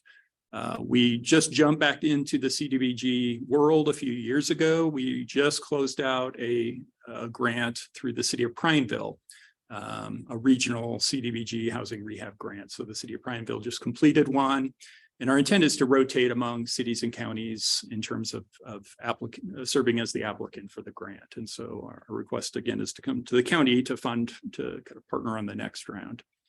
CDBG supports a pretty wide variety of types of projects, but this is one priority for Business Oregon, this housing rehab. And what we're proposing is a regional project. This would not be a Deschutes County specific, it would be Central Oregon specific. Kirk, Deschutes, and Jefferson County homeowners outside of the urban communities of Bend and Redmond would be available to apply. The reason Bend and Redmond would not be eligible through this Business Oregon grant, should we receive it, is because Bend and Redmond received their own direct allocation of community development block grant funds they use for their own priorities. This is a kind of rural balance of state funding source that we would be tapping into. This is a competitive grant process. We would have to build the application. Having the successful project with Prineville behind us, I think positions us well to get another grant awarded. There are 2 funding rounds per year, an April 30th, a September 30th. We're aiming for the September funding round, so we have some time to build an application, engage Business Oregon, and meet all of those sorts of requirements. In terms of the project, we would be requesting, recommending that we request the full $400,000, which is the maximum grant in this category. The maximum loan per household, I should mention. So the way these are structured is the grant comes to the county. It would be sub-granted to Neighbor Impact. Neighbor Impact would operate the program. We would run it through our lending program. So these would be loans made to low and moderate income homeowners to pay for upgrades to their homes. Typically, these are deferred loans, which means that the homeowner would not need to make payments on the loan until the property exchanged hands or was sold. And this is because the borrowers that we're serving here are those that just cannot obtain traditional bank financing due to lower income, credit issues, or some combination thereof. So they cannot pay a regular monthly debt payment. The specific types of improvements are health and safety. We're not doing cosmetic repairs. We're not doing things for appearance. These are roof repairs. These are flooring. These are siding, things that are specific to the structural integrity of the home. I think, you know, more recently, we've been doing more and more well repairs. And the project we just closed out, 5 of the 10 projects had a well repair or deepening component to it. And we're just seeing a higher and higher need for those sorts of repairs. So we really anticipate with this funding round, we certainly wouldn't just limit it to well repairs, but I would suspect that we will receive a high degree of interest from those who are just out of water due to the drought conditions. Again, our intent would be to get these out. We would probably fund 10, 12 projects. Project costs are going up. It'll more likely be in the 10 range. Typically have a maximum of $50,000 per loan. So we want to see that scope of work within that range. We have approved higher loan amounts in instances when we're doing well repairs. Often it's impossible to know the full cost of a well repair before you start the project. So sometimes even those creep above that $50,000 limit.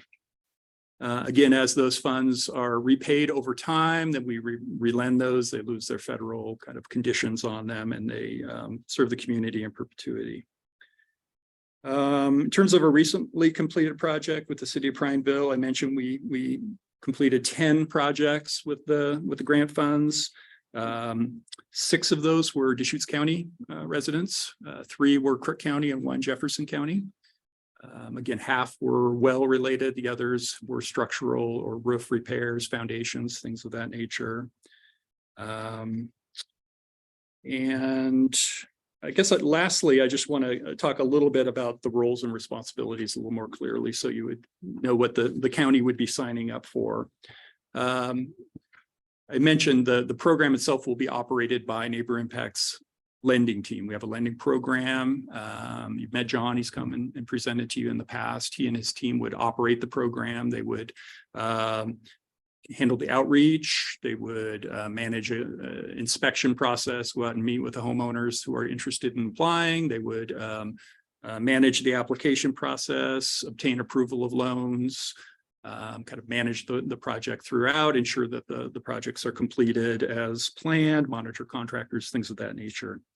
In terms of the grant administration, these are federal funds and there are a lot of kind of strings attached to them. Business Oregon allocates a little bit of the grant for grant administration, and that would be the piece that I would take on to make sure that the county is meeting all of their federal responsibilities for managing this grant. We're doing things like obtaining the appropriate level of environmental clearance before we move forward on a house. We're doing our reports, things of that nature, just making sure each kind of step in the process is met. The county role would be, ultimately, this would be a grant that comes to the county. It's federal funding. You would be responsible for ensuring that the project is completed as planned and meets all of the CDBG requirements. So this isn't just a pure pass-through where the funds are just turned over to Neighbor Impact. The county retains some responsibility for that grant. More practically, the county would need to hold a couple public hearings throughout the life of the project. There would be certain plans and policies that would need to be in place. The funds are based on a reimbursement, so the county would need to help manage that reimbursement process. Neighbor Impact and our grant administration role would package up those reimbursements, but they would have to be submitted by the county. The county would have to pay Neighbor Impact for the costs, so there would be a financial piece. There's fair housing activity that would be needed to be completed prior to the closeout. There's a wide range of options for that fair housing activity. And again, we would have to manage the environmental clearance process. And part of that would be typically the highest elected official, the county chair in this case, would be responsible for signing off on the site environmental reviews we'd have to complete for each project. Neighbor Impact would prepare those, present them to the county for signature. That's my overview. In terms of next steps, if the county is open to continuing and potentially serving as the applicant, contingent on a successful application, I think the next step would be we would schedule some time with Business Oregon, talk through the application process. There's a pre-application that we would submit and a full application. But I think we would start building that application and pulling together the appropriate documents to proceed. That's it. Great, thank you. So can you apply for this twice a year then? Let me think. So I think a jurisdiction could only apply once per year. And the grantee actually pays no interest then because they are grants? They are grant funds. So the borrower has an interest obligation. Yes. They do. There would be interest. Yes. Yes. What's the interest rate that they're paying then, even though they don't pay it until their house is sold? I think right now, I don't have the actual interest rate in front of me. I know it's gone up a bit recently. I think we're in the 6% range. But I think as we develop the application, we can certainly have that discussion. These are grant funds, so we're not borrowing the funds. We're not paying for the money. So that's a unique position for Neighbor Impact to be in terms of lending. We do have to build in interest for our program because that's what funds our program, that provides our long-term operations and sustainability. I will say those interest rates are set by our lending committee. This is not a staff decision. We present recommendations to our lending committee, which is partially composed of Neighbor Impact board members, partially members of the public. And we take into consideration those sorts of factors, like what is affordable to the borrower, what do we need to sustain the program, and those sorts of things. So I would say if the county chooses to serve as applicant, that would be part of our application preparation process. What do you have strong kind of opinions and inputs into how we establish those interest rates for the proposal? And is there a maximum? You said what, 50,000? The state and the CDBG rules do not set a maximum. That's our current policy.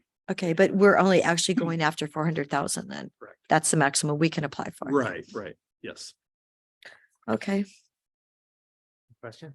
And the last time that Deschutes County was a partner in a CDBG application like this was how long ago? Pretty far back. I'm guessing early 2000s. I think Neighbor Impact partnered with local governments over a series of applications from approximately 92 to 2005. I don't know why that stopped. That was prior to my time, but really fundamental in building up this lending program that's survived to this day. So it's been a really great opportunity for the region. Yeah, in my opinion, it's unfortunate that we haven't done this in a while. And I think it's a great opportunity.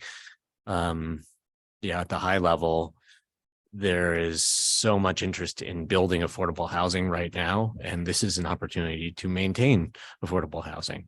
There's so much interest in reducing the number of people experiencing homelessness right now, and this is an opportunity to prevent homelessness. So I'm fully supportive of working with Neighbor Impact on this project. Is there administrative opportunity, overhead opportunity for us as the applicant? Yeah, the CDBG rules really limit what the applicant can use in terms of resources. So you would not be able to take an administrative percentage or fee.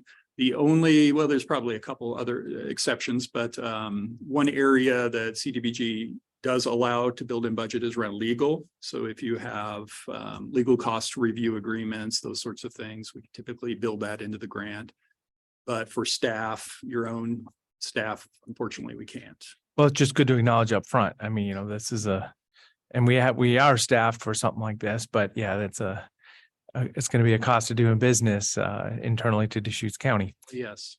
And then also we talk about a regional application. Deschutes County is going to be the applicant and these dollars are going to be available regionally, or are we going to be partnering with the other counties in the application? We would propose that Deschutes County be the applicant. There needs to be a single applicant. We would need to have an intergovernmental agreement in place with other jurisdictions. For the City of Prineville project, we did the same. We developed an IGA. The county is a signatory to that. It was developed in 2020. Maybe late 2019. So we would need to update that IGA just to obtain kind of agreement that this is a regionally beneficial project, that Deschutes County will serve as applicant, that it will be open to residents throughout Central Oregon, with the exception of those urban communities. But again, the county would be the lead on this. Yes. Great. And then how's the lending program right now? As in, do you have active resources to lend, or is it kind of waiting for other money to come back? More so in the waiting mode. Yeah, I figured. Okay. Yeah, unfortunately, I think our total kind of loan corpus is around $5 million, all loaned out. Yep. We do get repayments. I mentioned the kind of the deferred model on the housing rehab side when we do these repairs. We do not have a predictable timeline for repayment. It's a little bit when that house sells, we'll get a check for the amount of the loan, and then we have more funding to approve additional loans. And right now, I think we've still been managing to approve 1 or 2 a month. Okay, good. So there is some activity. We are seeing repayments, but we don't have a lot of clear pathways to increasing our loan capital. This is a great tool. I'd love to see us kind of expedite this process and get into an annual mode, at least, where we're rotating annually a new application throughout the region and just kind of getting that built out. So we have local governments on board with that concept. That would help. Certainly not the only answer. I think we're looking for other. And then the loan packages that end up getting created through this, do you think they'll come through a couple at a time, or how much, how much activity will be a flurry of activity, or? Guessing flurry. So as soon as the dollars are available. We have a wait list right now, unfortunately, and that, we're getting 1 to 2 calls a day right now for loans. We have an official wait list, which means an application has been submitted. I haven't checked recently, but it was over 40, 45 range a couple of weeks ago. So it's continually kind of building up and growing. I think with this, we could fund 10 projects maybe, so I'm sure Mhm. we would just kind of pull from the Okay. wait list, get them So through. there'll be a flurry if, once money's released, if, if it's approved and money's released, all of a sudden it'll just be a Yeah, flurry of activity to get the money out the door. I'm guessing that will be the case, yeah. Great, okay. So how much does Business Oregon take for their administrative fee? I don't know the answer to that. I mean, I'm just wondering if we get 400,000, how much is actually going to be loaned out? Yeah. And then are there loan yeah. fees to the people that get the loans? So the 400,000 is a kind of a full amount. There is a portion of that that pays for neighbor impacts program delivery. I think the maximum is 70,000 of that 400,000 would be for the program staff and, again, the application management process. There's also a portion for the grant administration, environmental clearance. I don't have the max in front of me. I'm guessing it's maybe another 30,000 maximum. And then depending on what we build in for legal or other costs, it could kind of reduce the amount as well. For the Prineville project, I think we had 295,000 in loan dollars, and the rest were program management, grant administration, environmental clearance. I think for this round, it would be in that neighborhood, but probably more on the loan side because for our first grant, we had to do a very thorough and an exhaustive environmental review process. We had to do a full regional environmental review, identify what environmental factors may apply to these projects, and set up a process for conducting site-specific evaluation. So that work is done. So there'll be less environmental costs for this round and will allow us to dedicate more to the projects themselves. Could you explain a little bit of what is that environmental review? So I'm just thinking this is a private individual home probably, right? And then so what's involved with that? Yeah, primarily there, if my memory serves, there are maybe 4 or 5 aspects that are looked at. One is the state historic preservation application. Any pre-1978 building has or home has to be don't looked touch at. a super old Right. building on the historical registry. Okay. Right. So, and that seems like it would be simple to check, but you Yep, actually have to got it. submit documents to the State Historic Preservation Office, and that just slows down the process. You also have to look at various records around ground contaminants or leaky leaky underground wells or those sorts of databases. You have to analyze if there are any nearby factors that might impact the property, pollutants or environmental issues nearby. So there's a scan of various databases. Also have to look at floodplain issues. CDBG cannot be Okay. provided within a floodplain, and then there are some restrictions around, within a floodway, and there are certain restrictions around floodplains. So we have to kind of analyze that as well. And I may have missed 1 or 2 others, but it's That puts a basically scope of it. I understand. Good. Thank you. Kind of federal nexus issues that can be researched. Yeah. right. Okay. Is there a motion to I move to authorize submittal of an application for a community development block grant from Business Oregon. Second. any other discussion? So I'll just acknowledge our partners neighbor impact on this, and this is intended to be dollars available regionally outside the cities. And thank you very much. So yeah, calling for the vote, Commissioner Chang, Yes. Commissioner Dare, Yes. and chair votes yes. Now we're done. Thank you. I also just wanted to mention that the drought package that's currently moving its way through the legislature will contain additional additional support for well work. So I'm hopeful that component makes it through this session. Hopeful as well. That would certainly help. Thank you.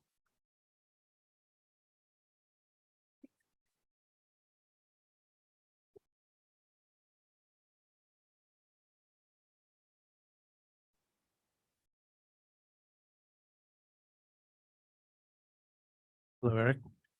Good morning, Commissioners. For the record, Eric Kropp, Deputy County Administrator. Stephanie Robinson is continuing to join me. I will introduce the item and then Stephanie will go over the policy. Well, and yeah, so I was starting to look at it and I forgot to say, okay, this is item number 12, resolution proposal establishing an appeals process for trespass notices and adoption of risk management policy. Yes, just as background, this is the proposal of a new policy that would outline steps for trespassing individuals. Although it's a new proposed policy, it's an existing process. As background, county staff provide excellent customer service. We provide training to staff on more difficult customer interactions and how to de-escalate situations. Unfortunately, despite this training and the strong customer service that our staff provide, there are still cases where customers exhibit threatening behavior, harassment, and have unacceptable disturbances. This not only impacts our county staff, but also the other customers. In these cases, county staff contact me, give me a summary of what happened, and then I draft a trespass notice to that individual. I have the legal department review it, and then we have law enforcement issue the trespass notice. It's important to note that the trespass has a specified duration of time. Oftentimes it starts with a 3-month trespass or maybe a 6-month. And then after that time, if the behavior continues, we often increase the duration. It's also important to note that as a county government, we are not able to refuse service to anybody, nor should we. So the trespass, even if we trespass somebody, we still will provide them the service that they seek. And in the trespass notice, I specify how they can get that service. And then I work with the department on how to provide that service in an alternative location or via phone or a video meeting. So it's very important that we cannot refuse service to anybody in the public, nor should we. The current trespass process also has an appeal process that was recommended by the district attorney's office. So in the current notices that go out, the person has, I think it's 14 days to appeal that decision to the county administrator. And really, the proposed policy just outlines those existing steps. It's a current practice, but it was in consultation with the legal department and the DA's office. We're recommending that we have a little bit more of a formal process and that we document it. It also helps staff know that they can make this request. Any questions on the background, and then I'll turn it over to Stephanie, who could kind of walk through the draft policy. No questions. Sorry. All right. All right. So like Eric said, this is a new policy that we've drafted. The statement of policy summarizes why we issued trespass notices and in what instance we would do so. And it also mentions that while someone may receive a trespass notice, we still have to provide them with the county service. And then one thing to note, this trespass policy carefully aligns with our prevention of violence in the workplace policy, administrative policy HR-9. So all the definitions in this policy are similar, if not the same as the definitions in that policy. We described for staff in what instances it would be appropriate to request a trespass notice and possible reasons as to why you would do so. There's a form attached to this policy, Exhibit A, that staff can use to submit their trespass notice request to the risk manager. And then we go through in a brief detail here, the distribution of responsibilities, what departments handle which parts of the trespass notice process. And lastly, just touching on that trespass individuals do have that right to appeal their trespass notice. And also the last item here, number 6, gives direction to staff on what they should do if a trespass notice is violated. Great. So as you mentioned that kind of current procedure, but it may have been done in slightly different ways over the years. That's correct. In fact, one department asked me a year or two, they said, well, is there a trespass policy or what's the process? And I said, just send me all the information. I'll take care of it. But really, we thought that it's time to have a little bit more of a formal process and a policy that would be authorized also by the board resolution.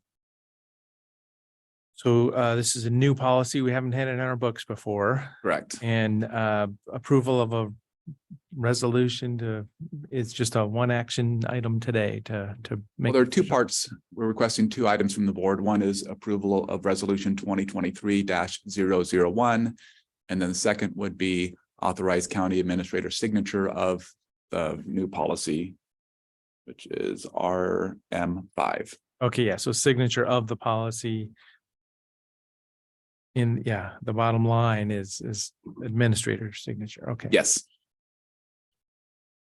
Any other questions? I guess one question I have, do we have a sense across affected facilities, kind of annual, like how many trespass type incidents do we have? Like, is there an average or, Yeah, my ballpark is probably once a quarter. So maybe 4 or 5 times a year. I issue a trespass. significant? Yes, and in fact, if I look at the first 5 years here at how many trespass notices that I issued, it's probably 0 or 1, and it's been increasing lately. And part of it is the county staff have a high tolerance for upset customers, and this is not for an upset customer. This is not for somebody who is just unhappy or we can't find resolution. This is not the case. But when things escalate and there's concerns about violence, and unfortunately, we've been seeing more and more of that lately. Is there a motion? Let's see, so move approval of resolution number 2023-001. Should we have separate motions then? Yes, I think it'd be helpful to have separate. Second. Okay, so the resolution establishes the appeals process for trespass notice. Any other discussion? Seeing none, Commissioner Dare, Yes. Commissioner Chang, Yes. and Chair votes yes. And I'll move approval and county administrator's signature for the risk management policy RM5, establishing a policy for trespass notices and an appeals process. A second. Okay, any other discussion? Seeing none, Commissioner Chang, Yes. Commissioner Dare. Yes. And Chair votes yes. All right. Thank you so much. Commissioners, and thank you, Thank you. Stephanie, for your work on the policy. Thank you for keeping us all safe. So item 13 is discretionary grant review, and I might ask we just take a quick break. As I say, I was running in at the top of the hour to get this thing started. So how about a 5-minute break and we'll get Can we? Oh, we can. Thank you. Okay, so we're back for item number 13, Q4 discretionary grant review and arts and culture grant. All right, for the record, Stephanie Robinson, administration. I'm here today to present the application submitted to the Deschutes County Discretionary Grant Program for the fourth quarter of 2022-2023. And also today we have a project modification from a previously granted arts and culture recipient. And then I wanted to mention one other thing before we begin. When I was putting these materials together this week, I discovered an error in the fundraising amount category. So there's actually $1,000 still remaining in there. So a little bonus. So we have a carry forward of 1,000. Yeah, Better than zero. yeah. Looking at $12,000 of requests. Mhm. Yeah. So do you want to begin with the arts and culture and then go into discretionary? That's fine. So in our packet, it was arts and culture project modification. In the Dry Canyon Arts Association, they received a $3,000 grant to be used in 2022 as part of the 2022 Arts and Culture Grant Cycle. Unfortunately, the member of Dry Canyon Arts who was leading this project passed away, and they would still like to use the grant award and have proposed another project. The new project is a hands-on art experience for first and second grade classes at Hugh Hartman Elementary in Redmond. An artist will provide 6 sessions, 3 in each grade, and sessions will include art education and a hands-on watercolor project. They're hoping to do this by the end of this school year. So one of my thoughts is I'm hesitant to support a lot of school activities because there's a lot of resources that go to schools and a lot of support in there. So when I just in the difference between the arts and cultural grants and activities in the schoolroom is the definition I'm trying to separate here a little bit. So any thoughts, commissioners, about, I mean, so they have the money and they're asking to do something different with it. We had actually awarded them 3,000 and they have not used it. Correct. Yep. The original project request was to work with the Redmond Commission for Art and to have youth apply to be in this group to create murals in downtown Redmond. And you said the unforeseen circumstances that the leader on the project passed away. Mhm. I'm perfectly happy with this. Has anybody seen how our children are struggling? Art, I still have my son's art that they did in first grade framed, and they can't believe it, but I always thought it's such an important, it's a part of their brain. And, not every child gets that exposure. So I think this is great. Yeah, this is an arts and culture grant. So there have been some additional resources for schools in the last couple of years, but not necessarily for things like arts and culture activities. So I'm comfortable with this conversion of a grant. Yeah, I'm not opposed to the conversion, as I say. I mean, this is a unforeseen circumstance. Just because the scenario, and I'm speaking for myself, we end up in is every school teacher, every classroom teacher, every parent is like, hey, they got $3,000. Let's go ask them for $3,000. And it just, we couldn't fund everybody's excitement in this area. So that's what I'm referring to. But yet we paid 131 million over Caldera High School with the roundabout. I mean, Well, there's a different. no, I meant the school year in Oregon really needs attention. Mhm. And so, but yet our schools are, they look gorgeous. And yet, how long is our school year? So I think it's great. Everybody is willing to pay for bricks and mortar, but operating a school is another story. So there's support for that conversion. All right, now for discretionary grants. The first request is from Brightside Animal Shelter. They're requesting $2,000 to support costs associated with their foster program for kittens and puppies. Each animal stays in the foster program for 3 to 4 months. And annually, they have between 300 and 400 foster kittens and/or puppies. Costs include food, vaccines, and vet check, and spay or neuter.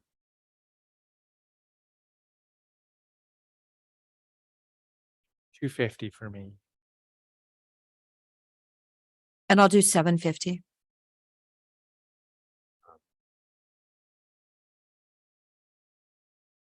I'll do 500, please.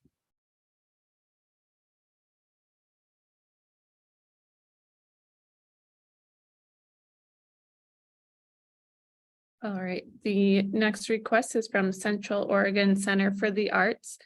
They're requesting $2,000 to support costs of a professional implementation manager to develop key plans for the organization, including an organizational infrastructure to finance a fundraising manager, office administration, and donor management software.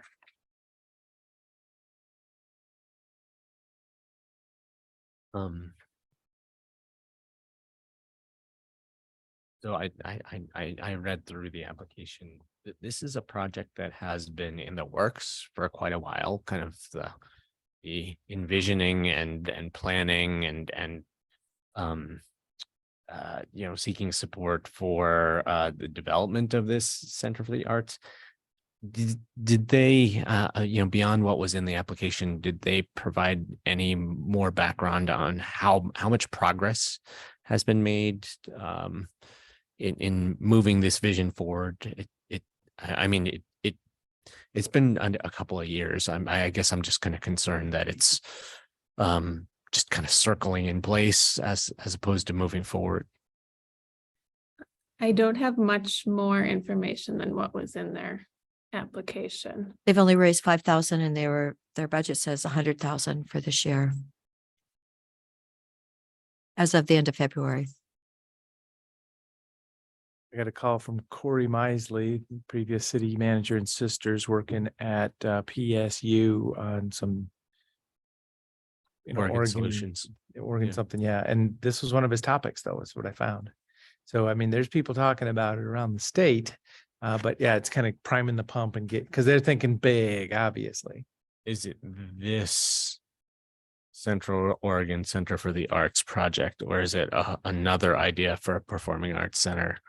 And then, I mean, there's the idea of a performing arts center has also been attached to the library, that big bond that the library district passed. So it's kind of, if they're not if it's not the same things, then, I have even more concerns because there's kind of like all sorts of people who are talking about the same thing, but not working together. Yeah, so I wouldn't know for sure if it's the same thing or not, but I mean, I from what I see, I think it's the same topic. So that's fine if it is or it isn't. This is under our discretionary grant program. We have provided some support through Arts and Culture Grant. And then this feasibility study a couple of years ago too. Yeah. So this isn't quite fundraising yet, but it's planning for fundraising, it sounds like. Yeah. So the thing that Corey Misley is working with is called the Central Oregon Regional Arts Council. So different than this then, huh? I believe that is different. So, and I'm in the same spot I have been over the years where I'm like, yeah, go do good things here, but I don't really have direct connections to it. I don't know. Yeah, I don't have a feel for this. As I say, I'm not opposed to providing some resources for them, but I don't.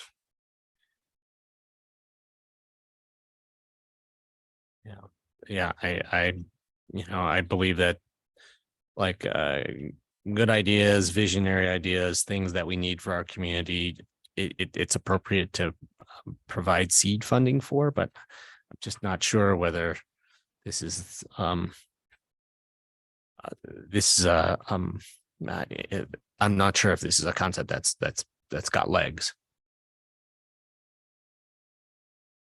How we step over it for now and then we'll come back to it? Yeah. Sounds good. Yeah, we've already given 9,000 for it. Okay. All right, the next two requests are both from Cloverdale Volunteer Firefighters Association.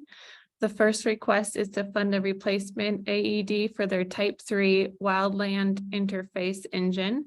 The cost to replace this equipment is $1,487.94. The second request is for $2,500 and grant funds would be used to replace a thermal imaging camera, which is used to locate building occupants as well as fires that may be hidden in walls or crawl spaces.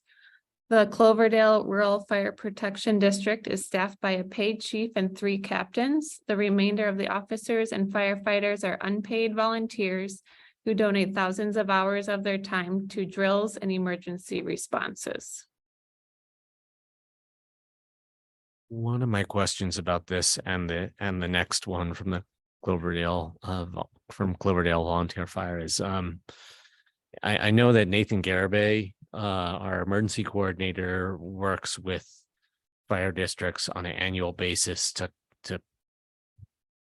fund some small projects, kind of high priority needs that have been identified by those districts. And I'm not sure whether those are specifically for fire or whether they cover fire and ambulance activity as well. But if they do cover, a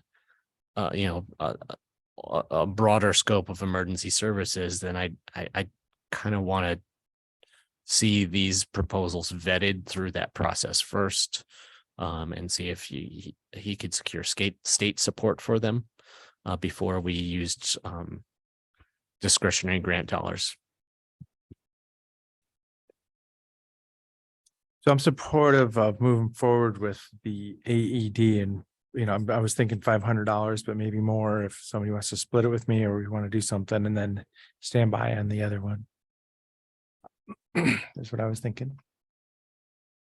Hey, yeah, I would do 500 for that one. Are you supportive at all for the first AED item? I'd That like concept?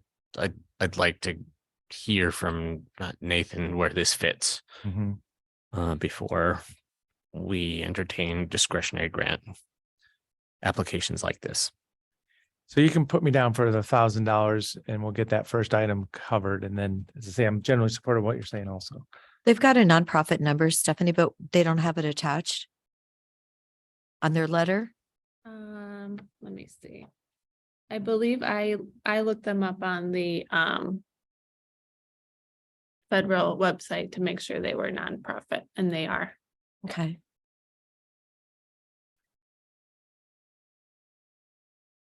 And Stephanie, would it be okay to task you with kind of checking in with Nathan about? I can do that. Yep. Thank you. Jotted that down. Yeah, they are a registered nonprofit.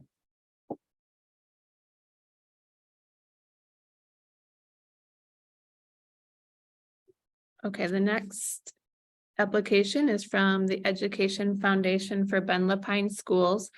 They're requesting 2,500 for classroom grants, which fund innovative programs designed to engage students in their own process of learning in the areas of STEM, art, music, and wellness. These classroom grants will be awarded in the next school year, and classroom grants are prioritized to schools with higher free and reduced meal rates.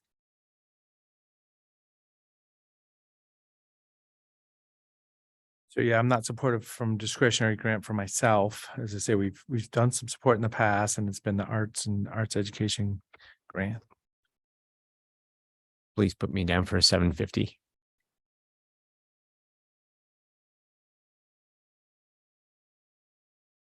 And I'll do 500.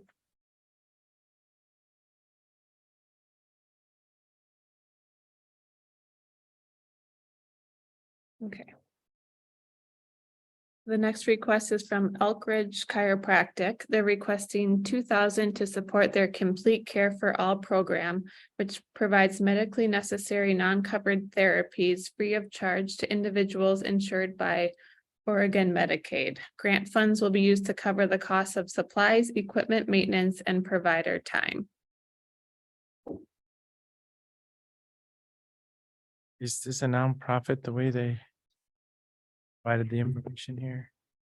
Yeah, so I spoke to them, and the money goes to the Community Healthcare Resources nonprofit. And so the county pays this nonprofit, and then Elk Ridge gets their reimbursement through them.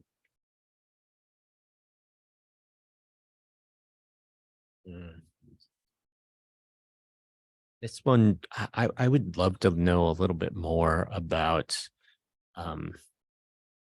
why this is not necessarily an OHP or Medicaid covered service already.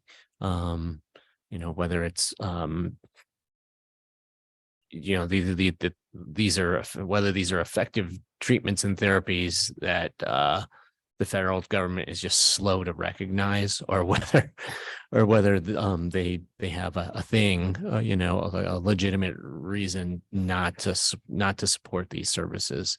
And the only people I can think to ask would be, our health services department, which, who understand very, very well what OHP does and doesn't cover. And and you know, what are effective and non-effective therapies and treatments for people. It's you know, I would love it if we could actually hold this one till we get that information. You know, but that's just my preference. Yeah, I'm going to stand by on that at this time. But we can have some follow-up and I mean, it very well, I mean, it sounds good, right? But you know, I just want to understand the relationship to Medicaid.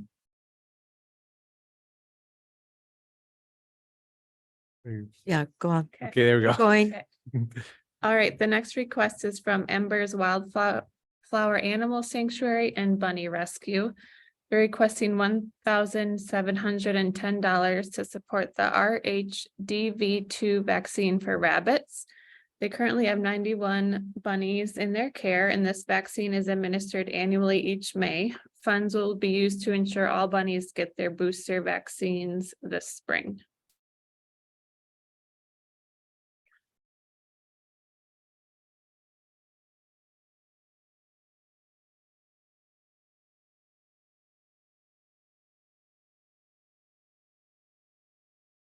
I'm not going to be involved at that one at this time.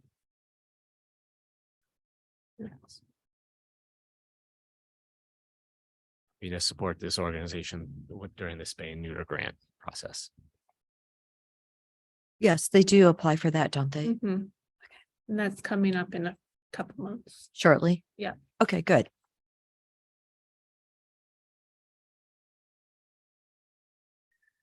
All right, next is Family Kitchen. They're requesting $2,000 to support the Family Kitchen Meal Program. These grant funds would provide 500 meals in the month of June. The organization serves over 8,000 hot meals per month, serving both lunch and dinner on various days in Bend and once a week in Sisters.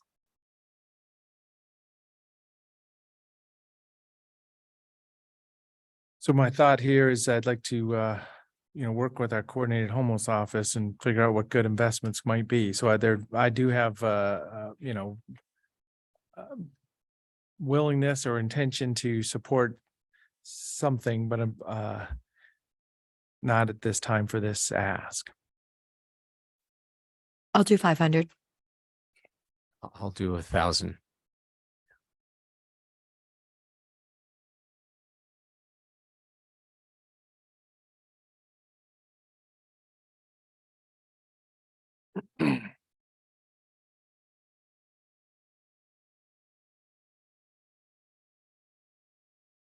All right, the next request is from Heart of Oregon Corps.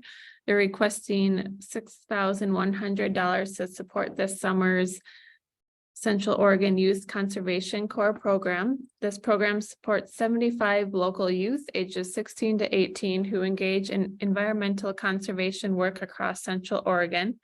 45% of the participants are from Deschutes County, and programming runs June 26th through August 17th.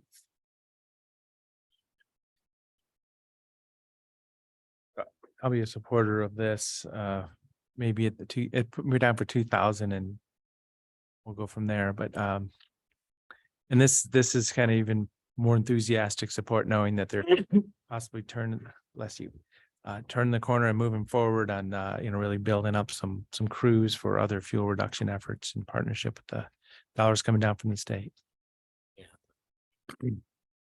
The Oregon Conservation Corps, not to be confused with the Central Oregon Youth Conservation Corps. It's I'm hopeful that the funding is going to come through from the state legislature for that. But this is, this is a separate program for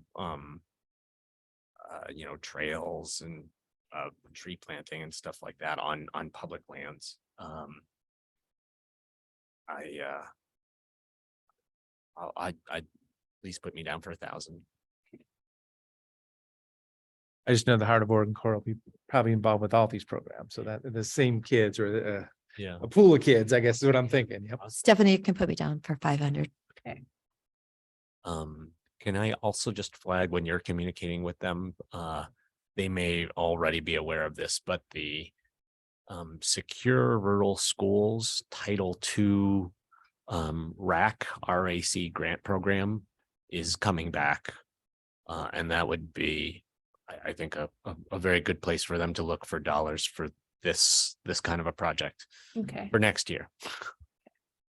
Probably not coming back in time for them to get funding by June 2023. Okay. All right, the next request is from Inspire Early Learning Center. They're requesting $1,625 to add new bark chips to the playground area at their licensed daycare and preschool facility.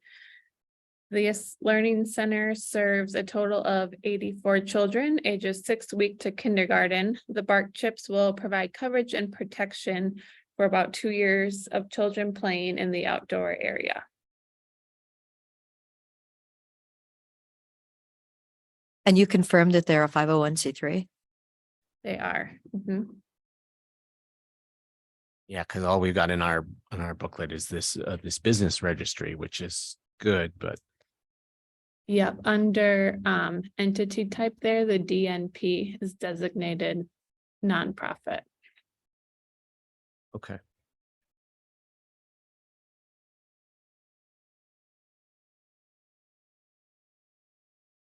I'll go for 500. 500, please.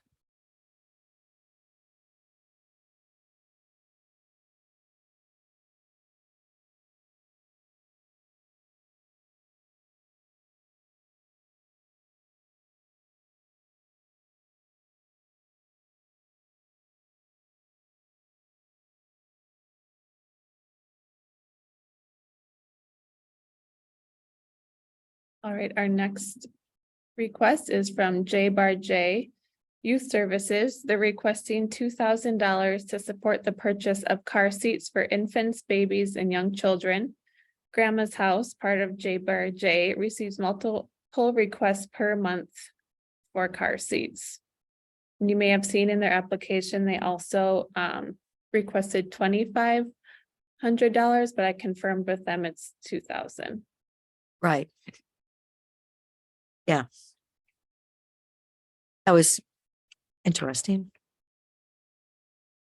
750, please. And 600. And I'll do the difference to make it the 2,000. Well, you can put me for 750 and then you can do the numbers a little easier, maybe. Oh, you That'd mean be 500 for me? Yeah. Oh, thank you. I'm just calculating away. Okay. Lapine Community Kitchen is requesting $2,500 to support general operations of the Hot Meals and Food Pantry program in Lapine. In the last quarter, Lapine Community Kitchen served 3,612 meals, and they have 1,550 households currently receiving food assistance from their food pantry. So a moment of clarity here. I'm going to have probably a balance at the end here, but my vision is I'd like to have sit down with our coordinated homeless office manager, Cheyenne Purrington, and look for optimal investments with some funds. So I'm going to say no on this, but I want her to be able to possibly make some investments on either my behalf or we'll see where it goes. But so I'm going to say 0 for this right now. And the same with Family Kitchen. So that's my thought process there. 750, please. And I'll do the balance.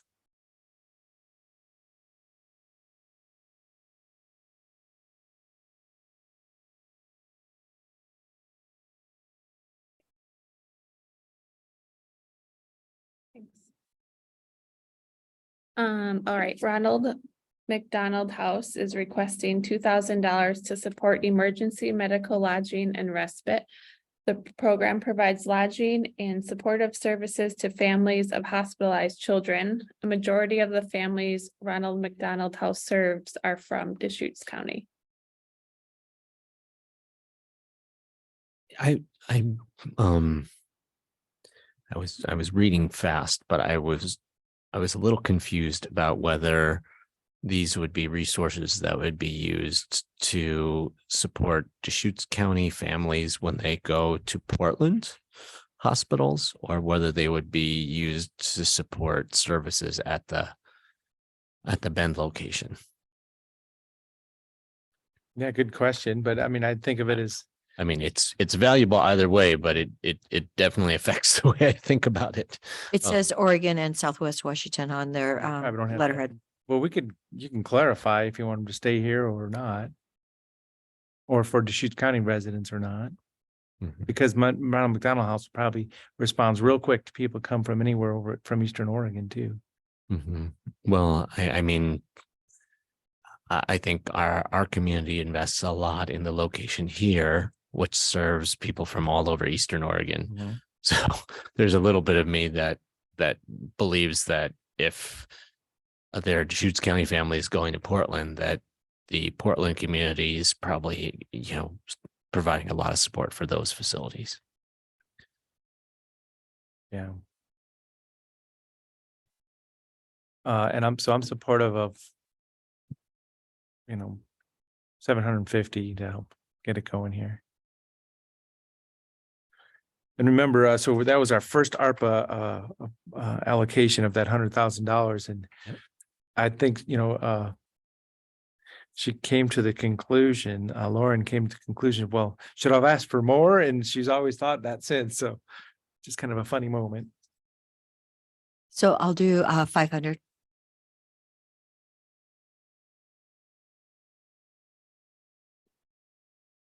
$250 for me, please.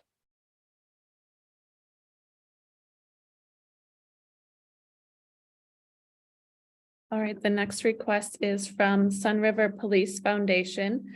They're requesting $3,000 to support the cost of filing organization and corporation documents. This new organization will support the Sun River Police Department in the areas of specialized training and equipment, community policing, and staff functions. The foundation will provide programs for homeowners and be led by Sun River officers. Grant funds will cover the nonprofit organization and corporation fees. I think this is a going concern. I've talked to Dennis Deschutes about this, and he said, "Hey, how can I come up with some resources?" I said, "Well, discretionary grant." So I'll just let you know that's how I got here. And as I say, I think it's going to be a going concern one way or another. So anything's going to help.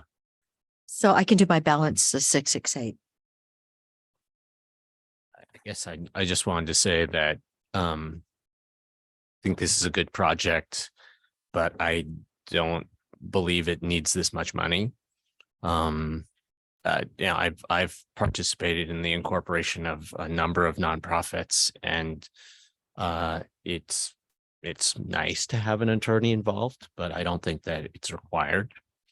And so I'd be inclined to only support the filing fees and, kind of those components of the request, and leave the attorney fee portion out. So $700 of filing fees, and I would think that in a place like Sun River, you'd be able to find an attorney who would volunteer to look over the paperwork after someone had filled it out and tell you if you'd made any mistakes. Put me down for 1,000, and then, as I say, I see that as plenty of money to get rolling, and I'm in the same spot. They're going to have the resources, and it's a going concern, but this is just showing support for the effort. So yeah, you don't need to. Yeah, I'll pass that. Yep. Oh, we got through it. All right, and then there's 4 fundraising requests. And we have $1,000 balance. Yes, and also, commissioners, to let you know, this is the last quarter of this I guess, allocation in fiscal year 2022-23. So balances that you have, I guess, above here in the project requests could either be allocated out or maybe passed on to fundraising or carried over till next year, whatever. In past years, we've done like a bonus round, like a Q5. I mean, am I misremembering that? We have, yeah, there was something like that, and it's up to us. And we can also, just kind of make the allocation to make it balance right now and move on. So I don't know. That could be two different choices. You can always have a carry forward for the next year. Oh. Yes, because mine got lost somehow a couple years ago. So now I'm very careful. So that's why I'm gone down to 0. So I don't have to worry about it. So my thought is, Furnish Hope's asking for 5,000. I'd rather dial it back to 2,000 or 2,500 if there's going to be support for it, just to put it in the scope of fundraising, because this is money that is available to put on your fundraiser event, which really makes it nice to have money to going into it. So and this is for all three of us to figure out here. Yeah, I would like to see their requests at a lower level. I mean, this is supposed to seed a fundraiser, not cover your fundraising. What about $2,000 for everybody? What about 2,500? And that's fine too. I was just kind of going on the low side, but I happen to really appreciate what they do. So, I mean, they've been very busy. so then Children's Foundation isn't asking for that much.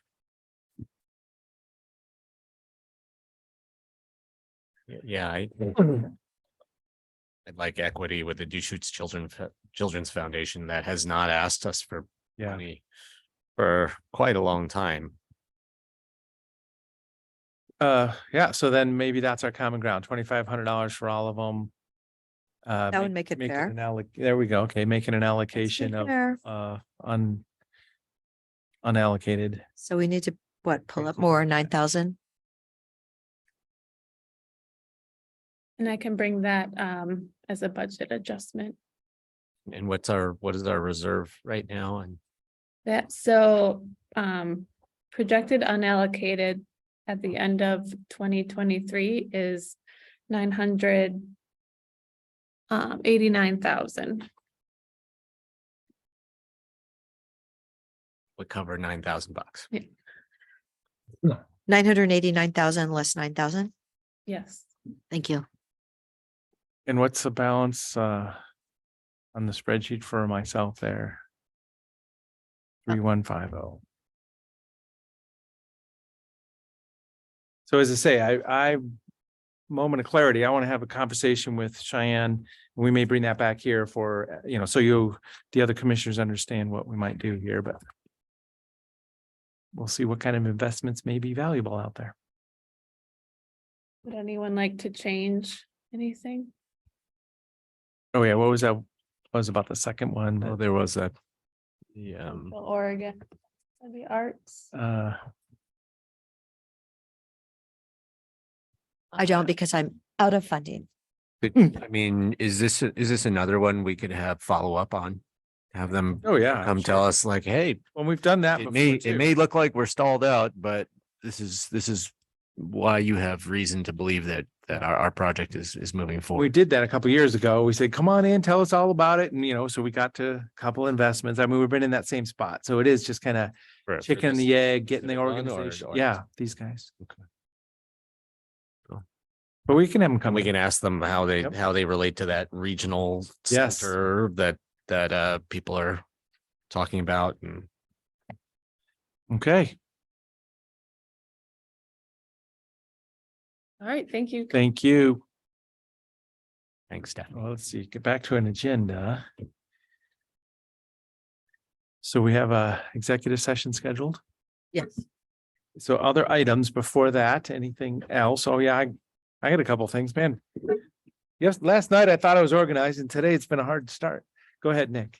Thank you, Commissioners. 2 items. First is I want to recognize that this is National Public Safety Communications Week. So a great week to celebrate and honor our 911 team. I've coordinated with Director Sarah Crosswhite, and she shared that police and fire departments have been dropping off treats and celebrating and honoring them this week. And I will aim to visit with them on Friday as well. So I just really want to give a shout out to our 911 team. That's item number 1. And 2, the city of Bend is asking, next week, the city is going to check in with the board on their ARPA funding. The board allocated 1.5 million toward transitional housing, et cetera. And what our contractor agreement requires is that they check in after they prior to our allocating the second half of that amount, $750,000. The city of Bend is asking, I just received the message during this meeting, do you think the commissioners would be interested in a tour of the Rainbow Motel at any point, either before or after the check-in next week? So just given that it's coming up in short order, I'm just, I'll put that out for commissioners to see if you're interested. And if so, then we can coordinate with Brenda with your calendars and the city on scheduling either individual tours or one tour together that we would then include on your calendar. Individual tour would be fine. Individually, you're saying? Well, yeah, I'm just like, I'm not sure what my week's like. Yeah, so let's look for an opportunity for all of us to join, but yeah, let's not worry about trying to keep that. I mean, but if there's a way to drop something in our schedule where we all could do it, I'd like to do that. Okay. Yeah, I'd like to do that. I think it would be most efficient if we could do it all together, but Yeah, if it doesn't work out, then so be it. I will let them know. Thank you. I have nothing further. Thank you. I have a couple items, commissioners. sure. This relates to the Cannabis Advisory Panel, which their next meeting is Monday at 6 o'clock. That's April 17th. I wanted to check in to see if any commissioners plan to attend. We will notice it in case more than one commissioner wants to attend. And then I have a couple of items related to the panel. 17th. Yes, Monday, April 17th at 6 o'clock. It'll be in person and there will be a Zoom option. You know what's on the agenda yet? Yeah, the main topic for agenda is looking at marijuana revenue for next year.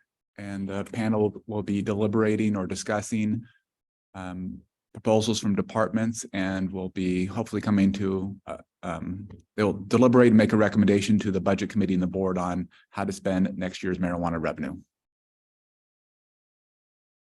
Yeah, so this would be kind of the official recommendation for the budget. Yes. Yeah, last year, we actually moved it up earlier in the year for the marijuana advisory panel. So they have a little bit more time. Yeah, so I have it on my schedule as a FYI, but it looks like I can make it, so I'll intend on attending.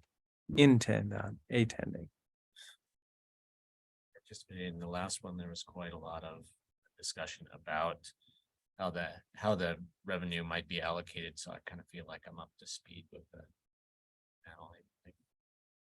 If there is another commissioner attending, I'll be happy to pass.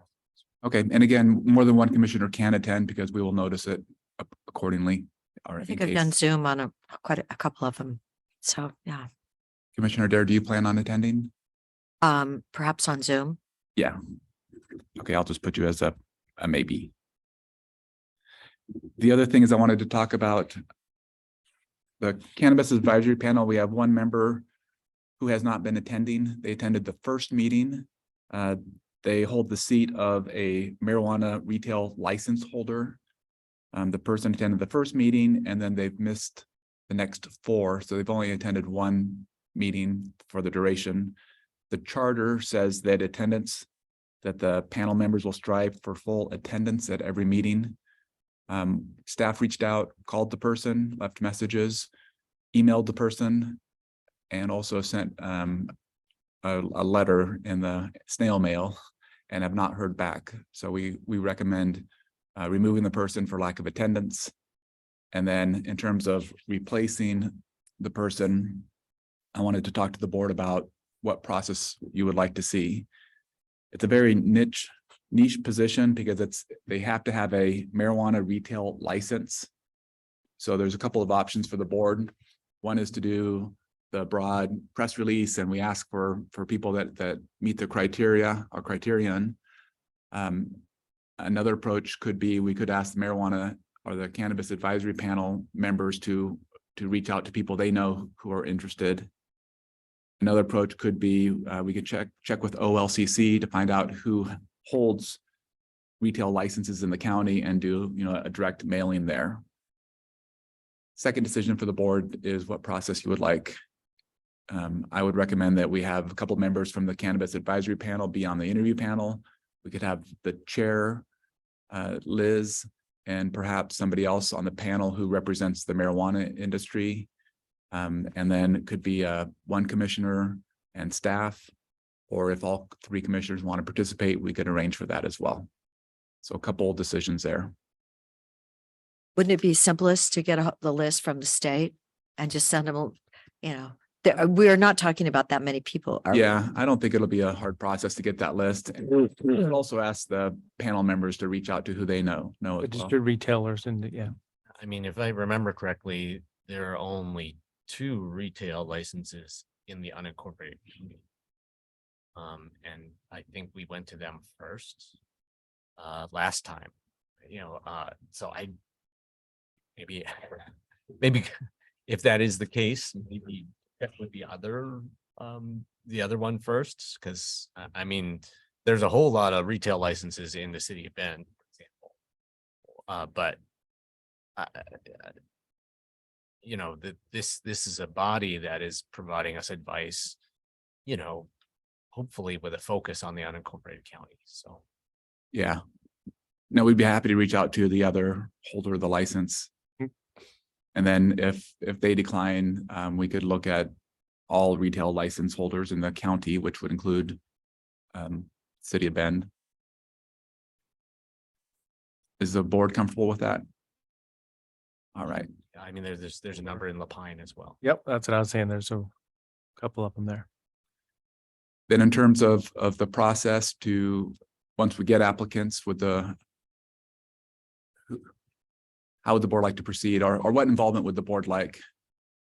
Again, we could have the chair of the panel and somebody else from the panel who represents the industry and staff, and possibly one commissioner. So I support one commissioner, and it doesn't have to be me, but it could be. I'm not too worried about this one. If there's a recommendation with information, whoever's recommended is going to be fine.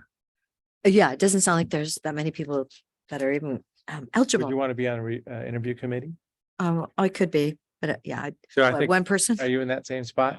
I don't need to be on the interview. Okay, so, but you support one commissioner being involved. I mean, Yeah, it sure. doesn't- I mean, yeah.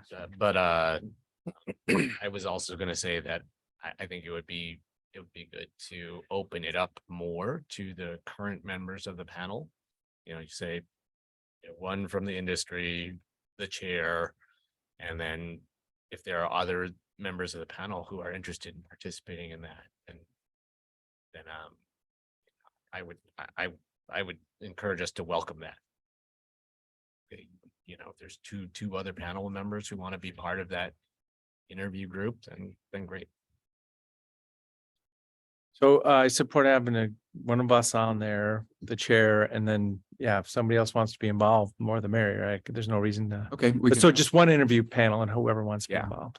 All right, I have it narrowed down between Commissioner DeBowen and Adair. Flip a coin.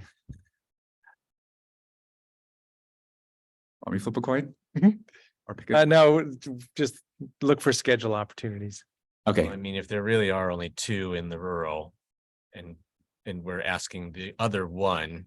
Yeah, first, I then support this that. might, we may not have to do this whole process. yeah, okay.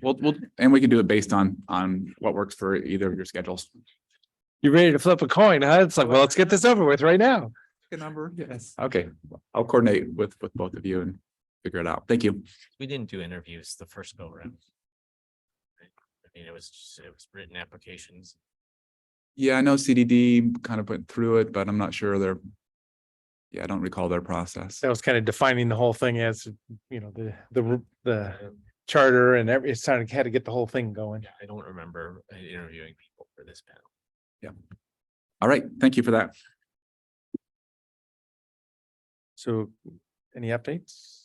I'll share that I visited with the Bend Chamber Advocacy Council on Friday when we didn't have our pledge meeting, and talk with them about where money comes from for workforce and affordable housing. So they were interested in hearing more about the transient room tax allocation request that we received from Sherry Health. I also shared with them that someone had sent along to me examples from the state of California of essentially subsidies for ADU construction. So both the state and Los Angeles County offered grants in the range of $40,000 to $50,000 to homeowners to bring construction of an ADU within reach, because I think we are already seeing, well, in the city of Bend, for example, you can see you can make it allowable under your land use system. You can provide people all sorts of technical assistance and guidance documents and online tools and stuff like that, but it doesn't necessarily result in more ADUs being built. I think that those examples from the state of California and Los Angeles County indicate that it's a very expensive endeavor still, and if we actually want those units of housing to be created, it might make sense to put a little bit of public dollars into them. So we discussed those things on Monday. One of the legislative visits I was able to make was with Representative Marsh, who's the chair of I believe it's the Energy, Environment, and something Climate Committee in the State House, and that is where Senate Bill 644 is supposedly going next, and she was very supportive of the bill. Appreciated the fixes that had been made to the original bill. Had heard about it being problematic, and we were able to kind of clarify what the bill was doing now. So hopefully, if and when it does go to her committee, it'll go through pretty smoothly. It was scheduled for this afternoon, but now postponed because of the floor sessions, sounds like. Anything else? Commissioner Dare. I was on the Eastern Oregon call it yesterday morning at 7 a.m. and the Republicans did bring 17 bills back for discussion that they were hoping to get new life to, and they were unsuccessful with that. So that was probably the biggest takeaway.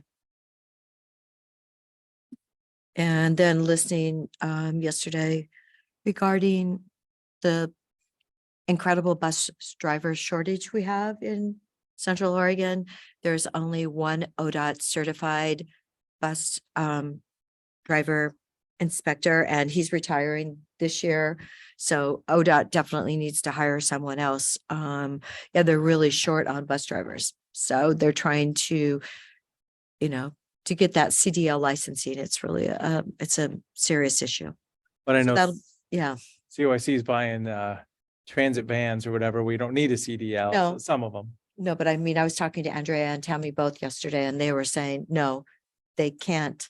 They've got to have, they've got all those big buses for all the fall I know, tour, yeah. the river rafting things. So no, they're really in they're trying to figure out what they can do. And then there is a bill 3205 in the House that still has life. It's to bring back some of the bonuses. It had bipartisan support, according to Doug Riggs. It's been watered down, but hopefully that's still going to go. And I was trying to see, I did testify to bring back some of the marijuana money from Measure 110. And I haven't heard back from Doug yet if that bill still has any life. But a lot of counties were really being devastated with public safety because of that revenue that they lost. Is that? That's it. So I got a list of things here. last week I did go to the state public safety radio conference. So this is the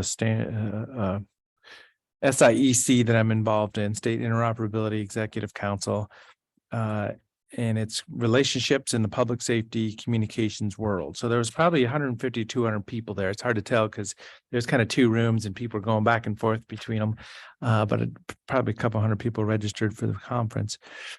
It was in Hood River, and CISA was there, the federal government, state government, OEM, bunch of agencies. It was really a good conference for understanding the big picture for the state of radio systems. Remember, I got involved with this because when we did our transition from analog to digital, I got real involved with, getting that landed as a governing body person, not the technology.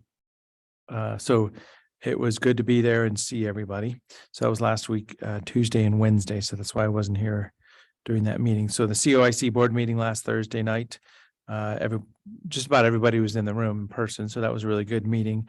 We're working on kind of picking up a strategic plan that didn't quite get landed during COVID. So now there's a new board, and it's just time to pull out what they almost finished and see if we can get that going. So that's going to be one of the big pictures for COIC in the near future. Saturday morning was the Public Lands Stewards PLS cleanup. So that was a pretty big event, probably about 80 people or so out there.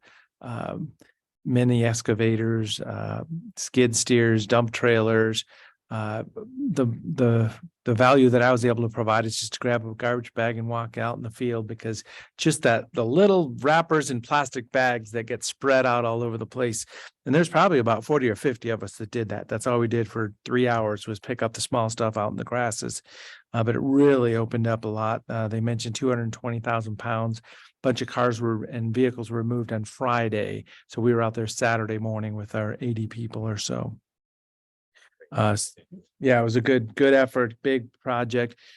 2 specific camps, you see what it is. It was an old shade tent, and another one was like one of those garage frame tents that somebody put a tarp over, and then they put a blanket over it to keep it warm, and they put another tarp over it, and then they put some furniture in it, and then they had batteries and wires and platform inside of it, and then it was abandoned. So there was 2 of those taken apart out there. It was just amazing how many layers of stuff was on there. But those are nice forested areas now without any garbage. So I was involved with that on Saturday. Also Saturday night, COCC's Meal of the Year, big fundraiser event at the campus. So that was nice to be able to be in attendance. Hadn't happened in a few years. A lot of folks were there from our community. I was able to go to Salem on Monday also. So Commissioner Chang, you and I were side by side in those offices at the same time. Did you see that? I was in Mark Owen's office when you were in Representative Marsh's office, and they're right side by side. So couldn't have planned that if we had to at the same time. So I met with Ned Dempsey. Remember, he's the professional engineer that had put in the sewer system in the 80s here, and he was just the advocate for the reuse. For the water coming out of the processing plant, possibly for North Unit. So we were just sitting down with Representative Owens to say, okay, how can we advocate for this, move it forward? And then, yeah, you were able to talk to Ned in the hallway afterwards. So that was good. Had a couple of discussions with Rep Helms and Rep Owens months before. Yeah. So as I say, this was the value that I was there for AOC already. I was there in the morning meeting and the afternoon meetings. But the value was getting Mr. Dempsey there just to show the deep knowledge and appreciation for what's possible there. So that's what I was doing. And then tomorrow afternoon, I'm going to go on a helicopter flight with the mayor of Bend from Bend Airport. This is just an aerial tour. It was mentioned from the airport director that, hey, if you ever want to go on a flight someday, and I mentioned, yeah, I'll go on a flight someday. So but it ended up being, so Melanie and I are both going to be in a helicopter flight at 3:00 tomorrow. And I was hoping it'd be a nicer day, but it looks like it's going to be about 40 and cloudy, but we'll be able to see and we're going to go from around Bend a little bit and also Redmond. So it's going to be real interesting. And then Eric said he sent a letter by snail mail for that marijuana advisory person, and I just wrote down here the United States Postal Service, home of snail mail. What an opportunity for a tagline, right? Well, it's not actually working so well either. Well, it's a shame is my point. Okay. Well, they're short lots of of updates. employees too. Yeah, everybody. Okay, that's a bunch of updates. At this time, if is there anything else? If not, well, this is executive session of 192-6602D labor negotiation.